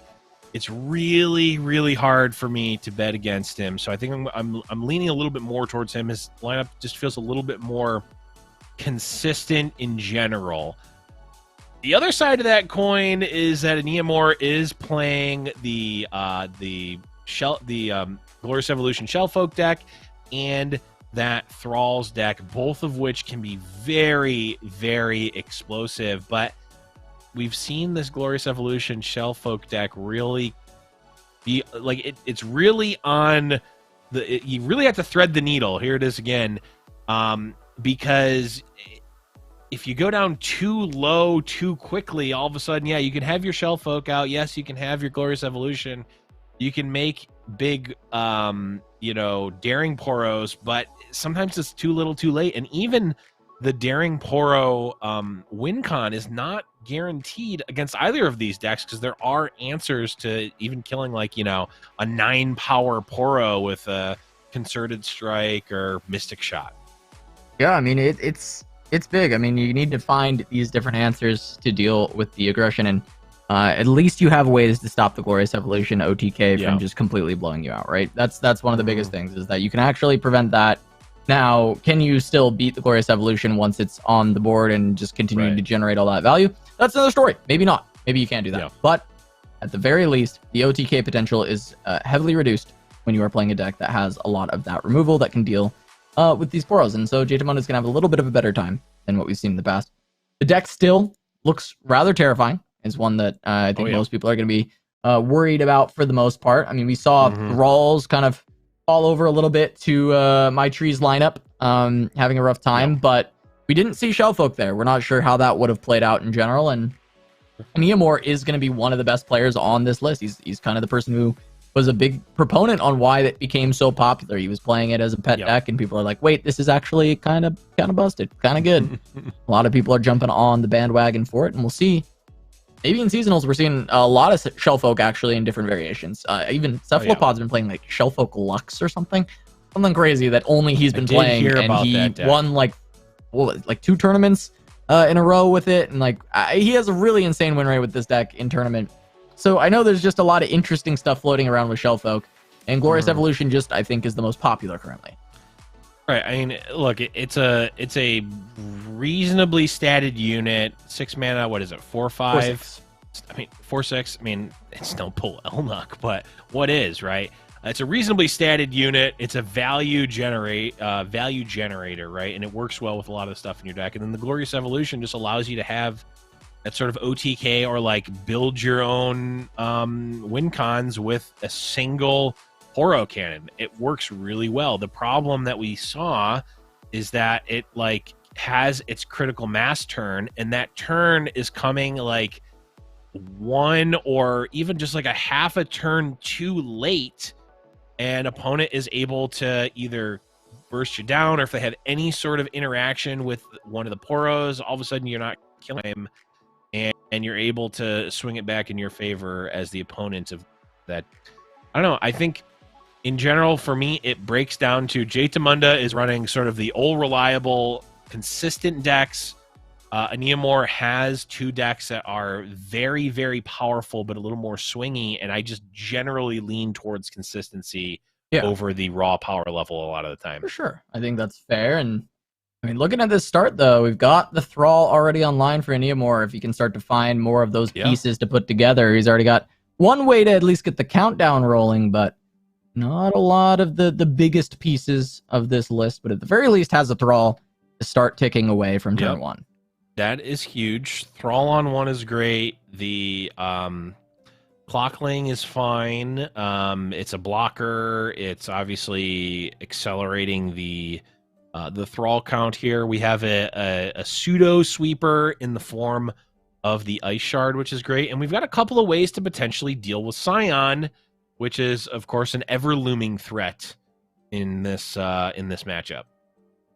Yeah, it can be a bit of a problem in general, and just having Succumb to the Cold and Three Sisters as ways to freeze that Scion can be very nice. But even on this turn 2, this is 6 damage, right? This is 6 damage. You can stop 2 of it, but it doesn't feel great to trade off your Courier Air for a Zonite Urchin. Yeah, but this is not a... I don't think that this is necessarily a matchup where, you know, you get to really be too picky with what you do with your blocks. Yeah, can't afford to not do that. Promising Future is a very big draw. Sure. And double up these thralls, and we'll see what next turn looks like as well, because, you know, right now you're staring down 8 damage on the open attack. Mm-hmm. Not much to really be done, unfortunately. Hand a little too slow. Not great. I think you almost just have to take 8 here. Play your Promising Future, play your Blighted Ravine. There's not really much choice, right? The 8 is happening, and this Blighted Ravine is just not even that good. I mean, I guess it's okay, because it sets up the Sump Dredger to be killed by an Ice Shard. Now, how greedy are we? Are we Talia now, and then get 3 Thralls? The answer looks like yes. Yep, deciding to go for the Talia now instead of the Promising Future first. And using Talia on the next turn. Just 10 life, not feeling nearly safe enough. No. Yeah, the lose condition is not this game goes a little too long and you get overrun. It is you get overrun right now and you die because you have no more life. Yeah. I mean, Giantamunda discarded Scion, right? Like, he's not trying to go for the late game. He's trying to kill you now. Right. Yeah. Double Promising Future, though. I mean, if Neomor gets to just 4/8/8s, if he gets to just vibe, then he's getting a lot of value out of these, but probably only one gets cast. Now. Yeah. Looks like a block and a shard. Just take 4. Yeah, effectively taking 5 stinks, but you're not dead. That's a positive. Yeah, I mean, your crackback is winning, right? Or getting close, right? It is winning, actually. Your crackback's winning. Yeah, with the Promising Future. What, 32? Oh, no, I guess you'll only no, it's 3 8/8s, but you only cast one of them. Okay. Goes for Succumb. Sure. And Ice Art just shard, take so no Promising Future. Okay. I mean, 2 8/8s is fine.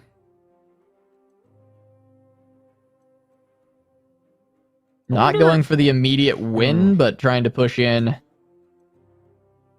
and have a healthier life total. Yeah, I'm actually wondering, so this is going to be going to 9 versus going to 6. I guess that's 2 Get Exciteds. Yeah, that's a reasonable enough breakpoint. 2 Get Exciteds, I think, are in Jatamunda's range here. Yeah. It would be 5 even, so a Get Excited and a Mystic Shot would do it too. Right. Well, no, because we wouldn't have if we didn't cast the ice shard there. Oh, you're just saying in general if he just doesn't cast, just taking the 4 and not using it, so you can play the Promising Future. Okay, so you can play the Promising Future and attack potentially for lethal. Gotcha. Is what I was thinking. Now I'm picking it up because the thing is like not attacking for lethal is giving your opponent another attack token. That's the cost here, right? So. Okay, Time in a Bottle does just about nothing. Yeah, and I mean, you don't have your Talia anymore, so you actually don't have much that you're able to do at this point. You can swing in, but Jaitamunda can just go wide, try and get a little bit more damage in. He's got the GE. Yeah, it feels like using that Ice Shard there may have ended up being a playing to not lose rather than playing to win. Okay. If we're attacking for lethal here, I think like you're losing to double get excited, I think almost regardless. But I don't know. Okay, he's just gonna preempt the Fury of the North as well. We're gonna present lethal, so blocks have to happen. Yeah, coming in for 19. This is blockable, but doesn't feel great for Jadamunda having to throw away 2 units. Yep. Lives on 2. Yep, this notably, if there's another Ice Shard, Jadamunda is still alive.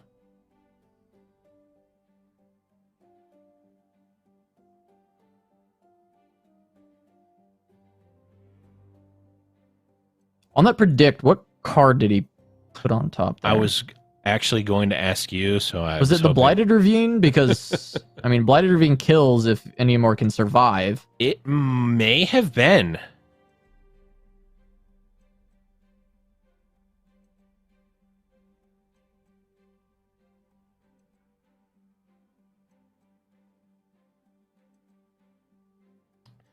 But now, yeah, I know Blighted Ravine was offered, so I imagine that was the pick.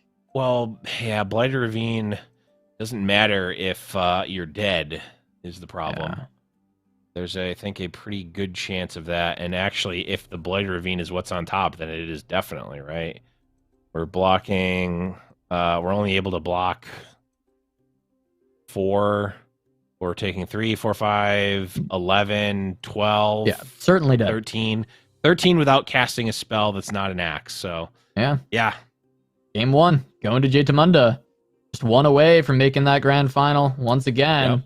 Yep. Jadamunda been on quite the roll, I believe, before we went on break for seasonals. He also had, I think he won that fight night, actually. And then last week he did. Has another win and call out, and now we're back to another week once again. Yeah, I really think that play, we saw that Ice Shard and going down to 9 instead of going down to 6, really, attacking with 2 thralls versus 3 makes a huge difference, right? Because you're presenting potential lethal. You actually almost certainly have lethal with the 3 sisters as well. The difference being, like, you lose to double get excited, if that's the case. 6 obviously is a break point for double get excited. And I think that's just a decision you have to make. Say, you know what? Not beating double get excited because Neomor wasn't able to beat not double get excited, right? With the line that they ended up choosing. But definitely wanted to look back on and maybe evaluate and do sort of a analysis. Those are good ones. Those are good matches to look back and say, hey, was this decision correct? Could I have made a different line and presented lethal? Was I playing around the right number of things, et cetera, et cetera? But neither here nor there for this game. And Neomor just needs to focus on the task at hand, which is winning this game. And then, of course, 1 more to get a shot in the grand finals. Yeah, I'm just leading off with a thrall on 1 again into Clockwork Curator. I mean, having it over again. A lot of repeats from the last game where we're seeing the clock hand drawn way too early.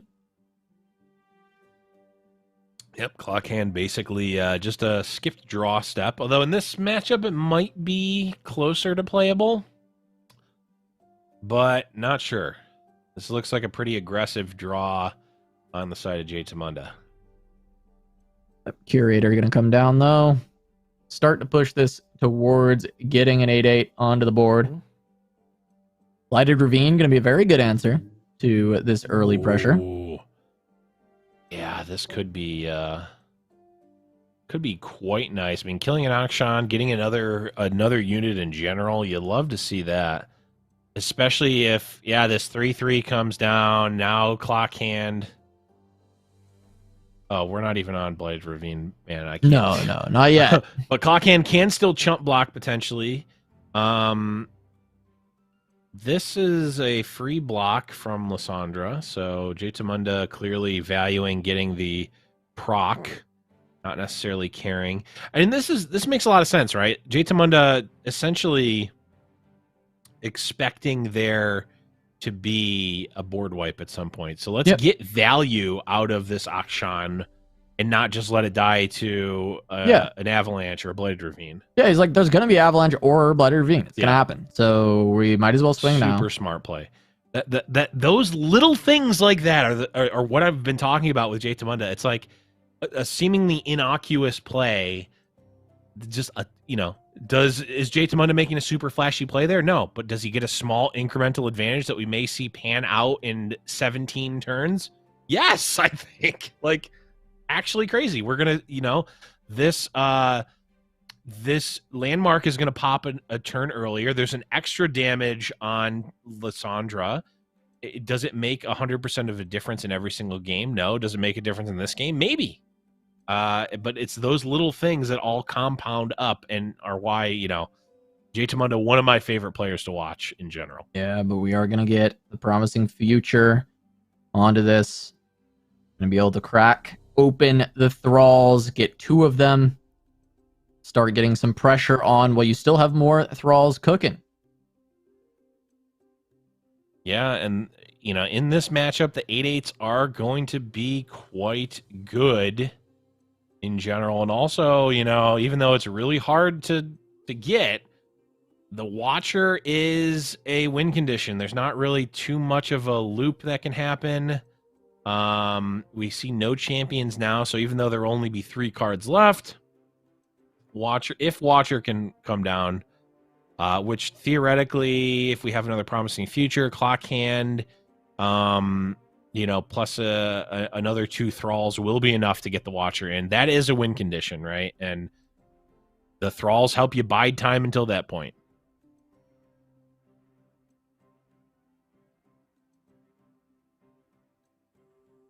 All right, Akshan, come out. We've got the Horde starting to count down for Jaytamunda as well. Going to need to find a way around the big board that Neomore has put forth. Try and get this last 14 points of damage, and the Lysandra is going to make that even more difficult with Tough on the Nexus. There are these concerted strikes, however, succumb to the cold being available for Neomore.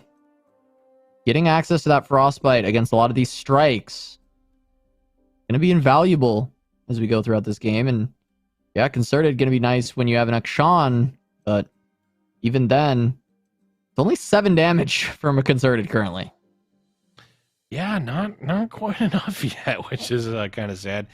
The other point of note here is these ice shards, with obviously the exception of the Radiant Guardian, they start whittling away and chipping away at Jaytamunda's board. That's true. That's true. About ways to continue to play for this. There's just a pass. Could just pass back. I mean, you're counting down. Yeah. On a thrall. I don't hate the count. I don't hate taking the pass here from anymore. I guess it's. I think at face value, I want the pass as an Neomore, but that makes me think, okay, why is Jaytamunda giving me this pass? What's he getting out of the deal? Because a player like Jaytamunda and many other players in this fight night, they're not doing these things willy-nilly, right? There is a reason behind every action that is taken in these games, and you really have to think about why a player is doing something or why they might not be doing something. So either way, Neomore does decide to happily take that pass, and now it's the clock hand time. We're gonna start seeing we're gonna see another 8/8, and we are now 1 8 power or 8 cost unit away from the Watcher. But also, while we're at it, let's attack for 31, 24 of which, let's just attack for the full 34, 24 of which is Overwhelm. Yeah, I mean, Jaytamunda's going to have to try and look for concerted plays, try and get the lifesteal, but you can't actually lifesteal with the concerted. It's just the lifesteal after the first swing. Because you're being struck from 20. This block keeps you alive for now, kills off Lysandra. Yep. Zolver. Eventually try and take out one of these. Maybe tries to try and take out another one with concerted as well. Yeah. We could get 2. And not enough mana for the freeze, notably, from Neomore.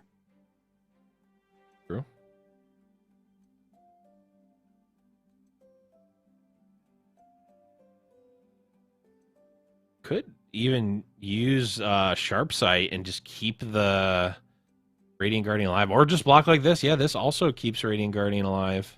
Takes out a unit.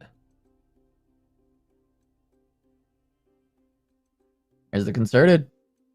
Even striking with Akshan. Get even closer to this Horde. Sure. So, yep, that's going to be dead. All right. Ice Shard comes out. It's just 1 damage. Well, Yep. 2 damage, I suppose. Because you've got 1 Overwhelm going through on one of those. That's gone. Take it. Okay. Go back up to 13. So, when all is said and done, 7 damage comes through. Sure, we'll take a... How about another Thrall? Frozen Thrall.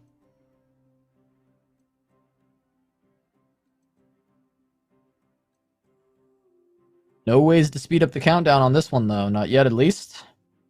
All right, now Jaitamunda getting the Warlord's Horde and is going to take the old... Or, yeah, the Sentinel's Horde. Going to take the old-fashioned draw here. Pretty good when you have a full grip and a bunch of cheap units. We can go pretty wide here on the side of Jaitamunda.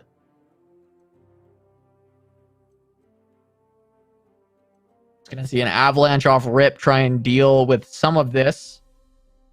There is that Sharp Sight still. Or potentially just try and go for a Concerted in response with his 8 mana for Neomor. Yeah, I wonder... There's definitely punishes for Concerted. Could just see this resolving. I think if anything, I don't mind the Sharp Sight. Yeah. Sharp Sight coming through. And a Concerted? Well, the Sharp Sight for sure has already come through to keep the Radiant Guardian alive, and then, yeah, this is the concern of being hovered. To come to the cold is going to answer this really well, though. Needs to go... Oh, this is... Yeah, this is going to be a huge blowout. I think we needed to target... I don't know how much of a difference the 8-7 versus the 8-5 is, but I really think we needed to target the 8-5 to guarantee if there's a freeze, we are still killing an 8-power unit. I think that was a little bit greedy. Granted, again, I'm playing with I'm watching with caster vision, so it's easy for me to play around these obscure cards that they don't always play. But the freeze in general, I mean, it's not like it's an unknown, right? Jaitamunda knows the deck list here. Also could have been, you know, Three Sisters, etc. I think we needed to target the 8-5 there and you know, try to play around a single freeze. Yeah, big that you can actually just heal up these Thralls, the Tavern Keeper, trying to keep them healthy while you wait for your next cycle of Thralls to come through. They're on 7 and 8 on countdowns, but eventually they will be here, and both players are running out of steam, so having that inevitability of these Thralls coming out is big.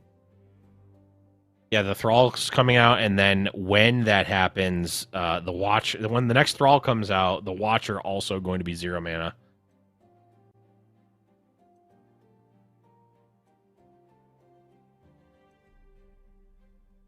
Feels like the door is starting to close on Jaitamunda, and he needs to try and find a way to grab a commanding position of this board.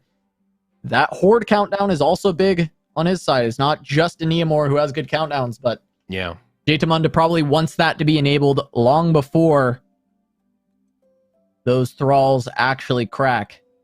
Okay, this is quite nice. We do get to kill one Thrall, and we're also going to gain a little bit of life here.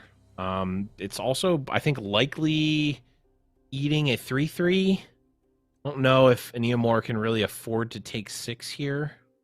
I think he can. I think he can because he has good ways to deal with the wide board. But Neomor disagrees. Gonna block that.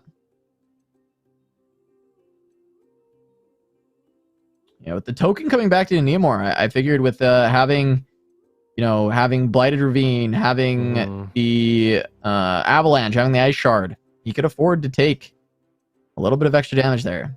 Yeah, it's But close. to be fair, that 3/3 is going to die to the AoE anyway. So Right. works out. Ends up being better. Do it this way. Yeah. I think in general, any more, having more health is going to effectively buy more time, and therefore, push towards that watcher clock, push towards the countdown of the thralls, and just give him more options, which I think is good in general.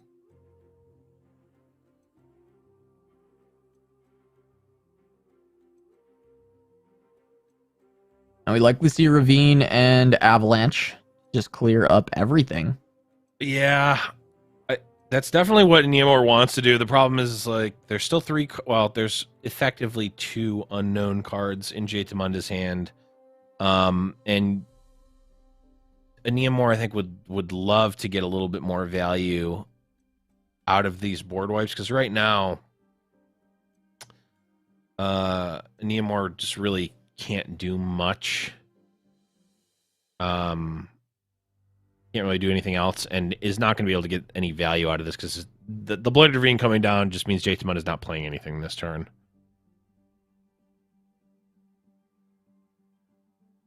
Okay. Goes in with the Thrall. Gives a trade unless he goes for the Frostbite.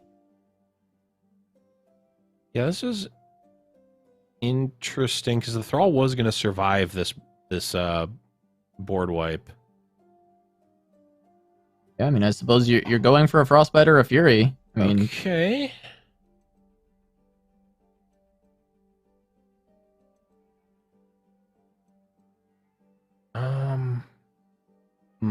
This leaves Radiant Guardian alive this turn, but Right. gives you the potential to Avalanche later. I mean, already gaining a little bit of value on the wipes. Yep, I do like this actually a lot from Neomor, because this is a way to now essentially give you a way to play the Avalanche at a later turn and now get a little bit more value.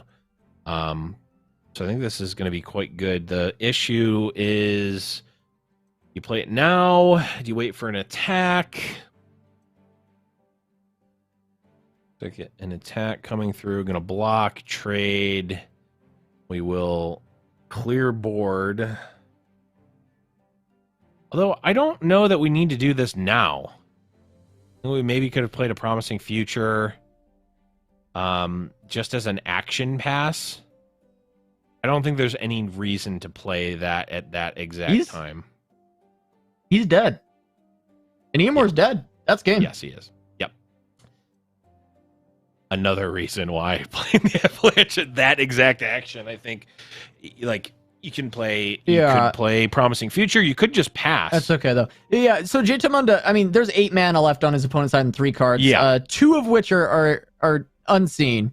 Mm-hmm. So understandable to not go for that rally. But Neomor could have just been dead right there. Right. Yeah. I mean, I think Jaytamunda appropriately playing around another board wipe there, because that, if there's another Avalanche, it's just, probably game. Okay, now you can pretty much guarantee it getting around a single board wipe.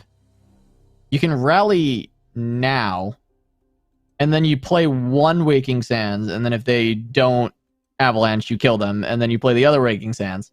Mm-hmm. Yep. So yeah, he's got it. And Eamor gonna fall here. Wow. Jaytamunda gonna move to the finals once again.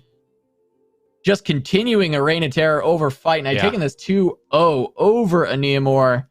And we're going to see Jaytamunda face off against Maitri for our grand finals. But yet another 2-0. We had a lot of 2-0s rounding out this top half of the bracket, with the winners final, semifinal, and losers final all ending in 2-0s. Jaytamunda running through this second half of the bracket.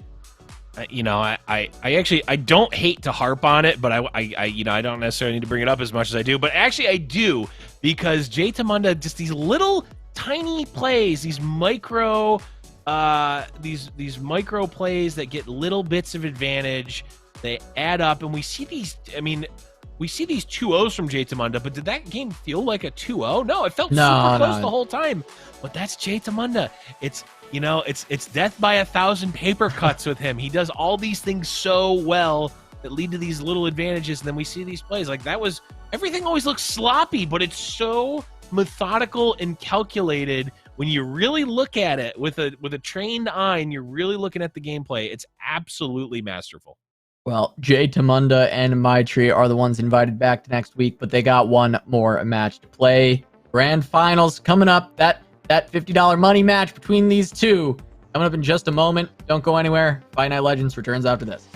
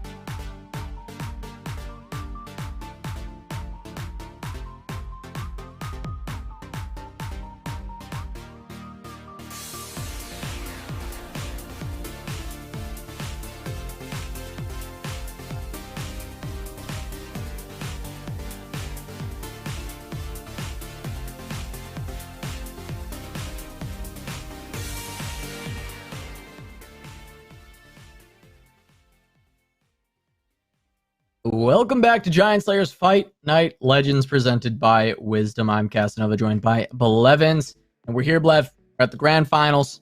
Got Jay Demunda, and we got My Tree. Before we jump into all that, Blev, you know what we got to do. It's the end of the day. Break down the format once again. Absolutely. If you're just joining in, we're playing the same format we have been for quite a while now. But if you're new here, it's a double elim bracket with 8 invited players. We're, of course, down to our final 2. Every match has been a best of 3. Players bring 2 decks with no region overlap. And to win, you need to win with both of your decks. The little black box at the bottom now comes into play because if the grand finalist in the lower bracket wins, in this case, Jay Demunda, we will see a bracket reset and we'll play an additional best of 3. Of course, those 2 final players are playing that classic $50 money match. First place getting a hundo, second place getting 50. And Casa, this is a look at how we got here. Yeah, I mean, story kind of just My Tree walking through the bracket. Actually took down Jay Demunda in round 1, 2-1. A little bit of a preview of this final. And then My Tree running through Floppy Mudkip 2-0 and Neomore 2-0 on the road to the final to face off against Jay Demunda once again. And Jay Demunda fell in that round 1 to My Tree. Had to make the full gauntlet run all the way back. Looking for revenge at the end of the day. The only player to take a game off of My Tree so far today. So going to try and take 4 more games off of My Tree to pick up this W. And it might be possible. I mean, Jay Demunda, very, very strong player. But it just feels like it's been My Tree's day all day. And I don't know. That's where I'd put my money if I was a betting man. Yeah, it really does feel like My Tree's day. But, you know, if you're betting and you're betting against Jay Demunda, boy, it's a risk. That's a risky gambit to take for sure, as Jay Demunda has been just so consistently good week over week, even going into the seasonals. Made the top 32 of the last, I think, 2 at least seasonals. Just been absolutely spectacular in LLoR right now. And I mean, we didn't get to see round 1 on camera. I'm really glad that we get to see this this match play out here.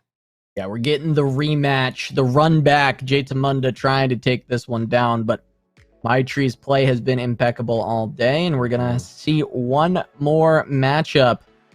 Try and take that home, and I believe their very first fight night. So, really cool to see a new player kind of break out onto the scene. Probably not a new player, but new player for us, because we haven't seen much of My Tree before, and now we're getting a chance to really see them shine. And we already teased it earlier, talked about it earlier. I mean, after this performance, I'm pretty sure My Tree's making some of our player to watch lists going forward. I mean, he's just playing so well right now, and we'll get to see him another week next week as well in Fight Night and see if he can continue that. But we're going to kick things off immediately, jumping into the game. Jay Demunda already swinging in with the Treasure Seeker on turn 1, but we got a couple Hydrovines, got Viego, and got the Lookout to try and at least give My Tree a little bit of tempo, get quicker to playing these Hydrovines.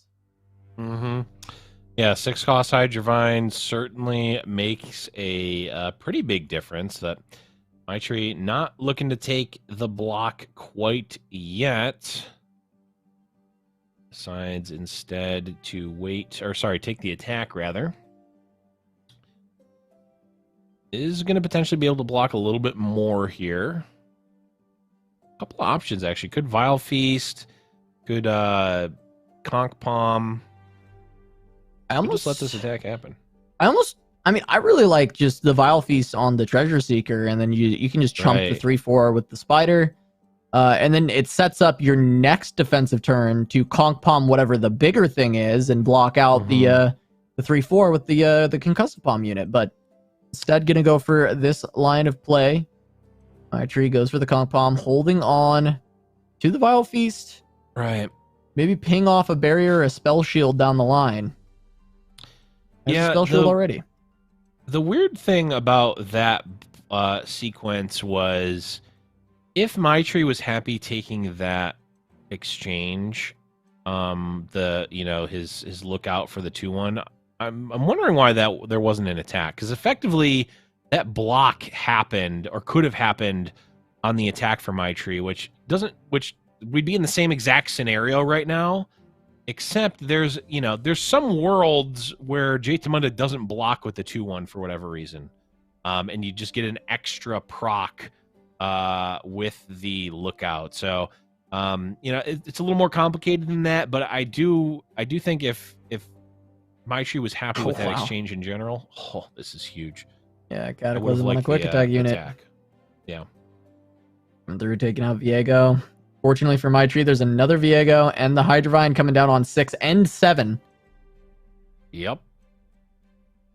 Deny now to potentially back up the Viego once it comes down on 8. We see that as the prevailing option, but I feel like getting some Hydrovines rolling going to be a solid play for Maitri.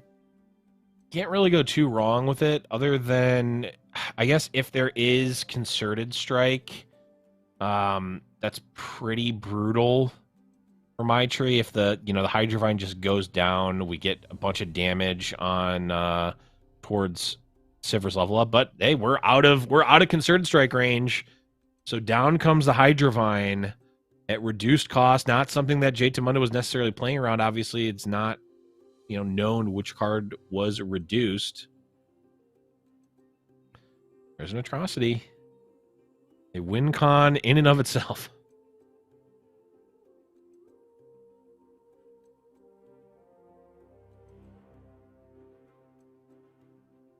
Now Bright Steel Protector can come down. Allow Sivir to at least swing in, get more damage towards her level up condition. Could just see a Conch Palm. Doesn't let you Hydrovine this turn, but you can still Viego. I don't hate Conch Palm, especially considering we could just see 4 Demacia here, and that's going to be pushing quite a bit. It makes, the blocks a lot worse. And, J-Tamunda potentially able to just do some real damage here. We're going to lead with the Viego, still have Conch Palm mana. Yeah, this keeps Deny mana up as well. True.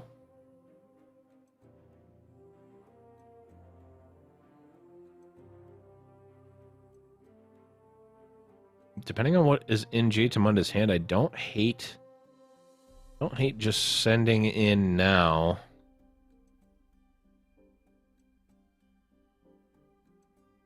If there's any sort of pump spell. Oh. Okay, pass from Maitri.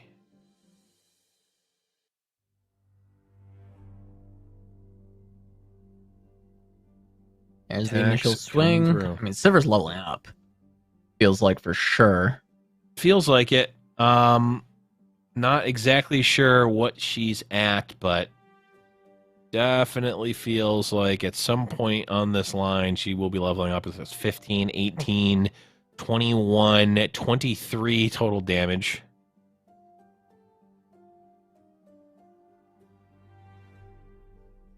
You've got to block some of this down. Hydrovine, Viego, maybe just take 3 on each. It's fairly safe around most of the buffs.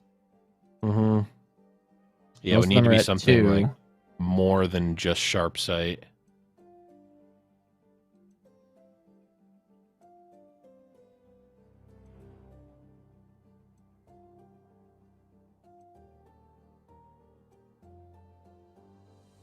Okay. Attacks go through. Viego getting some level up progress. There's Sivir leveling up. Doesn't really change how this combat happened, but... Well, actually, I stand corrected. It did, because Sivir has a barrier, so those units do not die.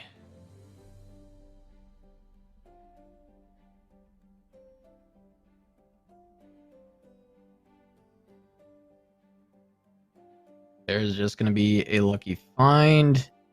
I mean, if J-Tamunda has a rally, at least there's the deny. Yeah, but it will be snap denied for sure. It still doesn't feel good to have to expend that.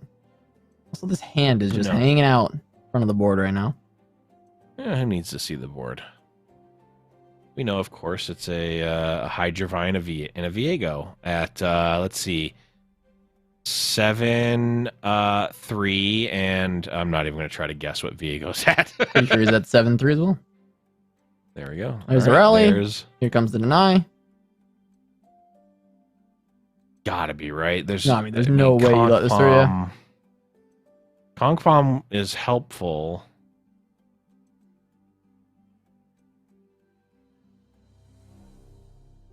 Do we step away from keyboard for a second?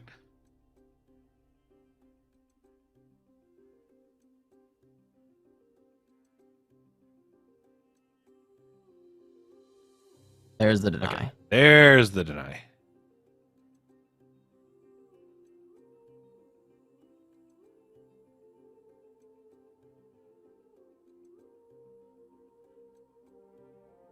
Generation on the bottom side.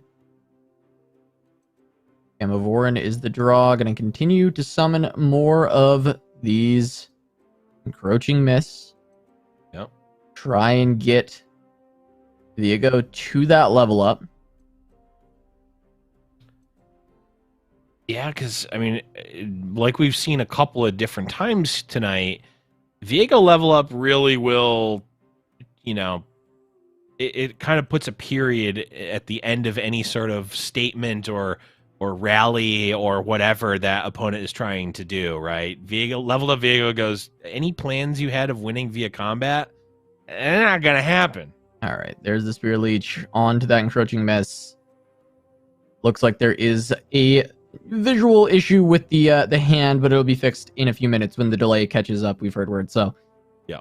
Sorry about that, chat, but we'll continue to paint the picture in your mind as to what is on the board. There's a Spirit Leech, there's a Hydrovine, there's a Viego. It's the Shroom Room getting us back again. Just engineering the hand glitch at the perfect time. Yeah, shrouded in the mist of the Shadow Isles is this board. Yep. Really makes great thematic sense.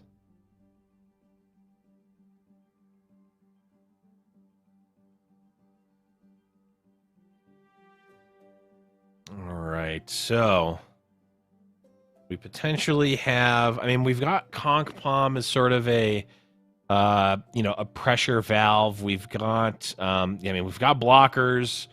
Gamavoran is really a great development punish, as is concussive palm. I mean, as is invasive hydrovine. I think depending on how wide the board is, we could have maybe seen the lookout used there. But also we can't really go below 4 mana, even though there are 2 denies in the deck, so Maichi really can't go below 4 mana because they need to represent deny even though they don't have it. There's this kind of shows that we don't have deny.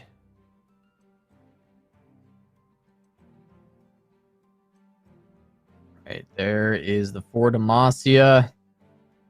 Gonna be a scary board that you're staring down. All of it going to get quick attack, but you just need a bunch of chump blockers. Level up this Viego and survive. Oh. Some of these aren't chump blockers. They're actually making real trades. That's true. The quick attack does make it tough. But 7/7 encroaching mists will get the job done, at least in some of these blocks. Yeah, you'll just want to Conk Palm onto the Sivir. Try and keep your Viego alive. Block out the rest. Viego levels. Oh, right. And you can start to really turn this around. You can lose the Hydrovine at this point. I think it's okay. I mean, there's also, you could Syncopation instead to keep the Viego alive, but not sure that that's necessary. You can still Conk Palm. You can use Syncopation to maybe stop whatever combat trick Jay Tamunda has to try and prevent this if there's a concerted or single combat. Mm-hmm.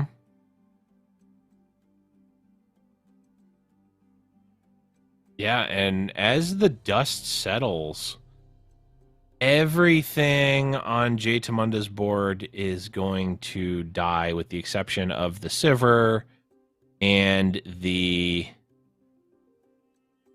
Okay, now that will also survive here. Actually, no, it won't. But it is going to be pushing lethal. Is the issue here? Yeah. I mean, you can just swap one of these mists. 5. Yeah, you'll still But be this alive. does mean that you are going to have to commit your syncopation. However, that's fine because you've just shown that there's at least not the concussive palm. The problem is a single combat is still a little bit rough. Or not, sorry, not a concussive palm, but the concerted strike. But syncopation keeps you alive. Single combat, of course, still terrifying, but can't do much about that. Yep. Nothing to do about it. There's nothing to do. So syncopation saves you. Viego still levels. If single's there, you lose, but that's okay. I mean, you've played around everything that you can. Sharp sight. Is that still enough? 14 over 7? 14, 7. Nope. No. Oh, 1 off. Go to 1. Woo. 1 off. Yeah, go to 1. Go to 1, but it's leveled Viego. Leveled Viego. Let's see. It leveled Viego with, a unit being stolen. Yeah, we'll steal. Well, actually, I don't know what everything's base power is. I don't know if we'll steal. Sever's the strongest. Okay, so we'll kill Sever, which is only okay. Yeah. Should kill Sever. Hydrovine can come down, though, alongside the Green Glade Lookout. Gives you enough blocking. Yeah. Lets you go wide. Guess what we still have? Atrocity. Yeah, where's this Get things done the old-fashioned way. What is the pickup from the Lucky Find is the question here. Looks like tough. Not relevant here, I don't think.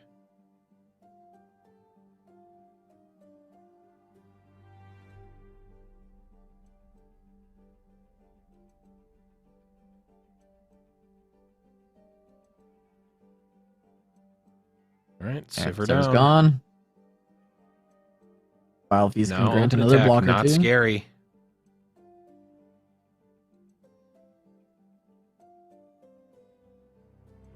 I mean, I think.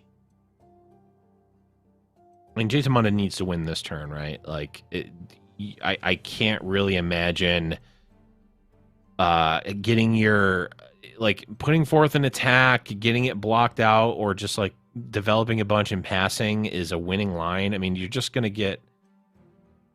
All right, this is also Maitre's attack token. I don't even think you can win here because, there's just way too much gunk on the board blocking out. The mists can attack in even because they're attacking for 20. That one has to be blocked. It at least trades with something. Has to be blocked. Honestly, we know both need to be blocked. Yeah, Atrocity can't be spent yet, but, either way. It's fine. Hydrovine can just make something strong enough for an Atrocity to end it. Right. And Viego is strong enough. Which I think I guess, no, you would probably want to Atrocity Viego just because single combat will automatically kill the mists. It's ephemeral. Yeah. But attacks come through. Board's gone. Vagabond counts this down a little bit, but that's not really doing much. Tick it a little bit. Get another tick. I mean, all it's doing is giving my tree a unit. But it puts Jaytamunda a little bit closer to getting that draw.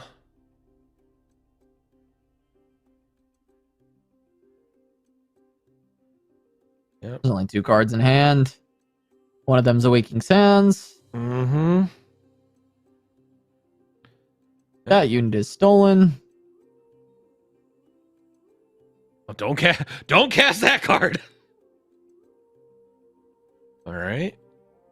Waking Sands is cast.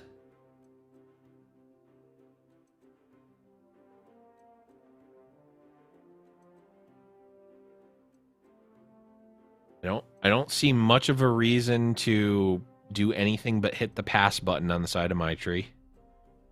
Yeah, you'll just want to slam pass until Jaytamunda commits an attack. You block it. Jaytamunda needs to do something here.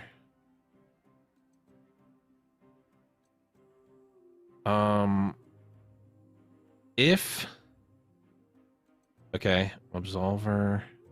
The problem is there's not like if there was. Okay, I mean you just put all the buffs. You send this Okay. in. Oh, you can grant all allies +1. Which is close. You only have an 11 to block. And you have a Vile Oh, he's Feast. drawing. Vile Feast, though. Wow. Wait, he could have gone +1 and swung, right? And then it's just like a matter of what does... Right. I mean, we know that Maitri still won there. We know Maitri still won there, but that's kind of crazy.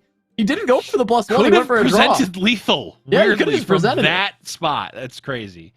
But he's not going to end up feeling bad about that watching it back because he's like, oh, I couldn't have done it anyway because the Vile Feast. But interesting that he didn't do the +1 and swing in. Well, yeah, it's like, is the +1 worth more than a random card off the top? Well, in this situation, yes, because you have your opponent's on 1 and they can only present a block for 11, and you have 12 attack if you give the +1. You get to. Yeah, I think if Jason would have found like another sharp sight or something, then that would have been +2 instead, which is it beats Vile Feast, I guess, right? It beats Vile Feast. So I think if Jason Munda finds another sharp sight, which I think was still in the deck, sharp sight or Merciless Hunter. Did he have enough mana for Merciless Hunter? Probably. I mean, he didn't really. He had full mana. He spent 2, 4, 6. Only spent 6, right? So yeah. Definitely. Interesting. There were a lot of outs there, actually. Doesn't find it. Did not get there though, and we are moving into game number 2. Maitri on. This is potentially tournament game here. Again, if Maitri wins this best of 3, it is over. Jtamunda wins the best of 3. We will reset the bracket and play another. Well, the question is do we have 2 Maitri Wardens in hand, or are they Mirai Wardens? Right. Are they Mirais or are they Maitris? Well, okay, just plain... Well, that's a pretty good one, too. It's but still not a quite. Mirai Warden this time. Yeah, still regular old Mirai Warden. Getting a prank isn't the worst thing in the world to have. Is just an extra thing to get information on your opponent's hand. And an extra spell mana in a deck where it's actually very relevant to have an extra mana here or there. Yeah, I mean, basically, definitely good. Wow, just gonna use it right away and makes a Poro Cannon cost 2 mana. Yeah, that's pretty strong.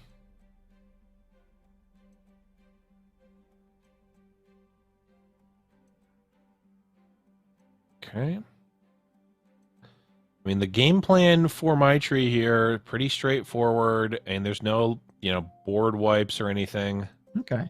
Oh, that could have been, I think you can make an argument if that came out as a 3/3, that could have been a Maitri Warden. Oh, sure, that's even, I mean, that's arguably better than a Kadra, right? Is getting the 3/3 over the 2/4. Mm-hmm. But not quite. And, Maitri only accepts the best of Wardens under his, to really get the name. Yeah, but the mana generated from the Autobus does allow the turn 4 insane. Lecturing Yordle. The Curve Out still has 1 mana for Poison Dart. Oh, I guess he actually spent that already on Prank. This is more just he didn't have 3 mana to spend on turn 3. But, still interesting. You get to Prank for free. That's true. True.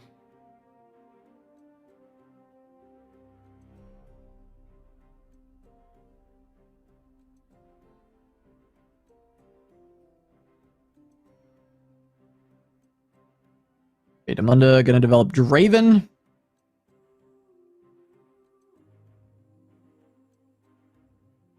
Yeah, now Poison Dart has to come out preemptively, or else we could have seen an axe on the Sump Treasure to eat the Lecturing Yordle. Ugh, the Butcher able to attack into Draven just makes me sick to my stomach seeing it. Yeah, it gets to swing in here with impunity. I mean, yeah, Draven can go block the Otterpuss, but it'll die to pings at that point. Deck runs a lot of pings. I feel like I like swinging with the Otterpuss here, personally. I think it's good, right? Like, if Draven blocks, you got a Pokey Stick in hand. You can Pokey Stick Draven if you wanted to. You still don't even have to do that. You can just die to arbitrary ping damage down the line, but... go in, try and get more. It's blocked by the flame chompers, but that's still, that's still fine. You've got 1 damage onto the chompers. They are battle worn. Ooh, chompers are just chumping. Flame chompers. Flame chompers. Oh, that looks like a flock. I was gonna say, yeah. That is reading a lot like a flock, if I had to guess. Not really too much reason to use it this second, though. Opts to do so, though.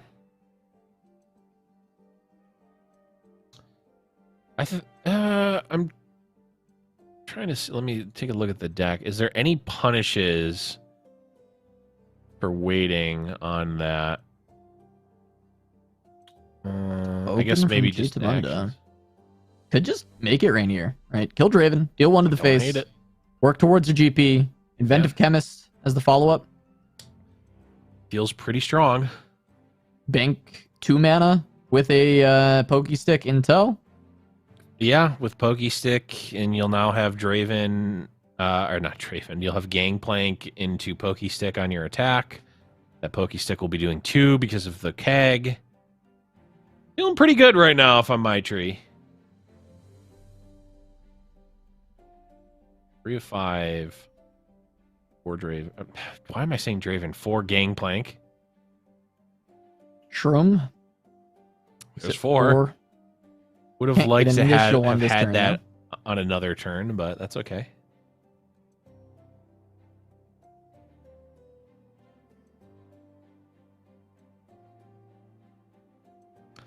Are we even playing Gangplank this turn is the question. There's consideration to Dreadway Deckhand for sure. I mean, you could just... It doesn't let your attacks be good, but you can just make this a setup turn. Right. Well, the question is an attack with Gangplank even good anyway, right? You can't really not attack really. With Gangplank. I mean, you're kind of throwing him away and then getting a new one with Dreadway. Yeah, it's pretty slow. I don't necessarily like that. I think I don't mind developing the Gangplank, but I don't know if I'm looking to attack with him here.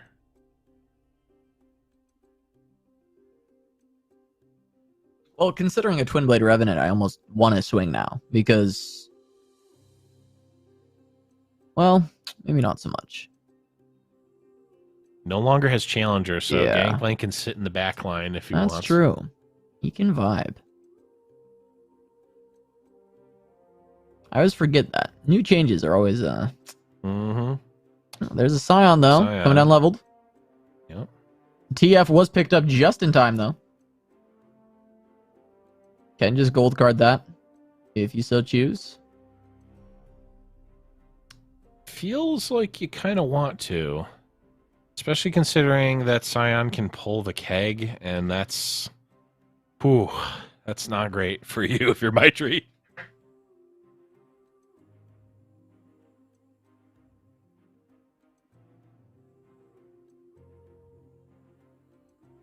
Can gold card the Scion, and then if any sort of reaction comes from Jay Tamunda, you can Pokey Stick face to actually get the damage to face rather than on the Scion. Not that that really matters. You have that option at least. All right, that looks like a gold card. Oh, no, red it's card. A red card. All right. Try and wipe out some of this board. Has the Pokey Stick follow-up onto another one of these 4/3s. Is going to level up the Gangplank. This does notably put Scion within flock range for Jay Tamunda.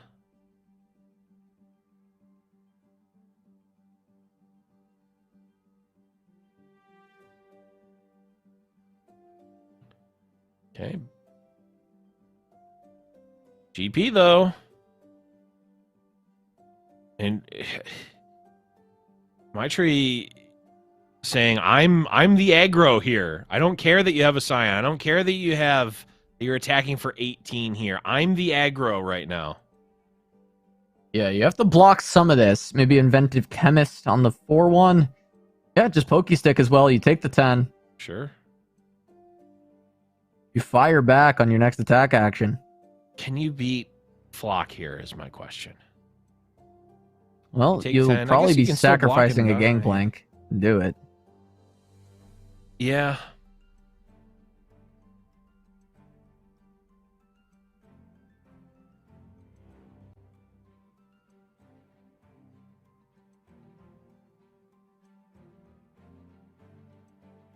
Going down to 10, and now Gangplank.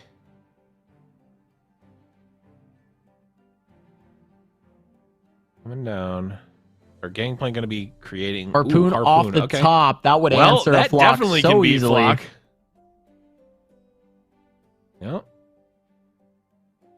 Pass that on over, and now open attack looking pretty strong from my tree.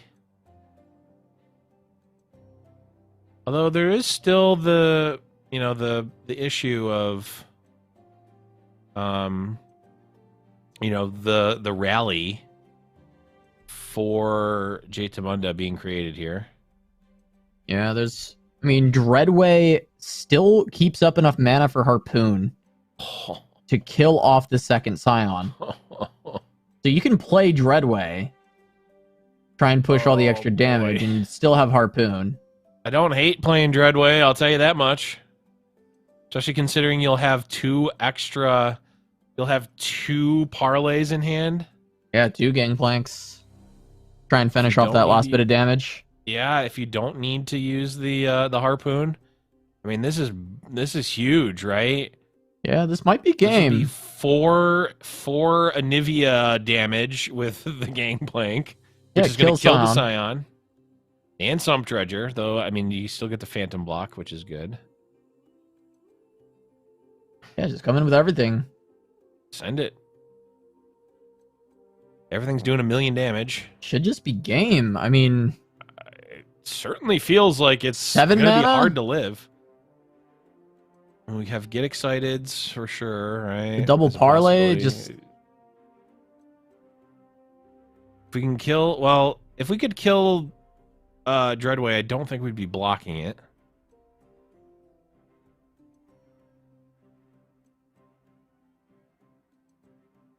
Two spells.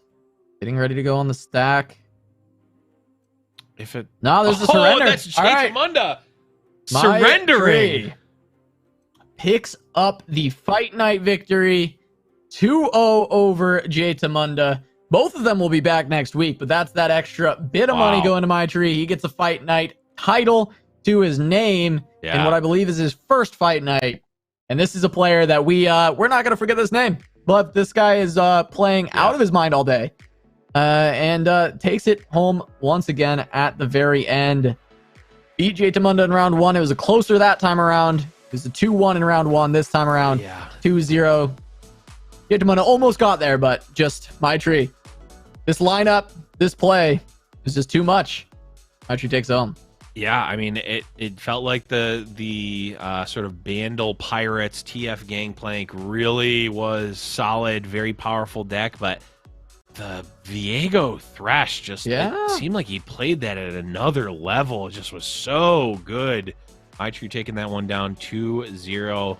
Take a look at that bracket there. Just a stacked fight night as always, but my tree rises above the rest. Winning out. Did he win? He lost one game in every match except for round 1. Jaitamunda took one game off him. He's the only person who took a game. Almost took another one, but not quite able to get it in the finals. And yeah, my tree. Just a beautiful fight night performance from them. We're not going to be able to have that interview, but you know, Blev, crazy fight night to come back to. A lot of great decks, a lot of really good plays.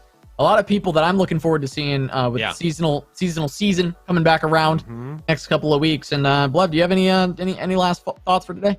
Yeah, my final thoughts are obviously huge congrats to all the players. I think we saw some really exceptional play, and we're really seeing that next echelon of players playing at that, that above the clouds, DBZ mind game level of play, but also we're seeing a wide swath of decks. This is a meta unlike many that we've seen. There is no Boogeyman deck right now. There is no Azirarelia. There's no TF Fizz. There's no TF Go Hard or whatever other, you know, Boogeyman deck. You know, there's strong decks in Draven Scion, there's Rally decks, there's this Viego deck. I mean, we saw what on camera, we saw like 5 or 6 very distinct archetypes, and they all look strong in their own right. I think right now is one of the best times to be playing tournament Runeterra that we've ever seen. Yeah, it's a great tournament meta, a lot of diversity, and I noted, hey, we don't have an interview with Maitri, but he did leave us a little note, and I want to read it off to you guys. So from Maitri, he was saying that it is a great pleasure to participate in Fight Night, and he would like to thank all of Ninetales, which is his team, as the best team in the Americas, and his friends for amazing people, and always cheer him up. It's calling him the best team in the Americas. So, Maitri, congratulations on the win. Thanks so much for playing. We're going to see you next week, Maitri, alongside with Jay Tamunda. And also, chat, that's it for us. That's it for me. That's it for Blev and the rest of the crew here at Giant Slayer LOR. Thank you all so much for watching, and we'll see you next time.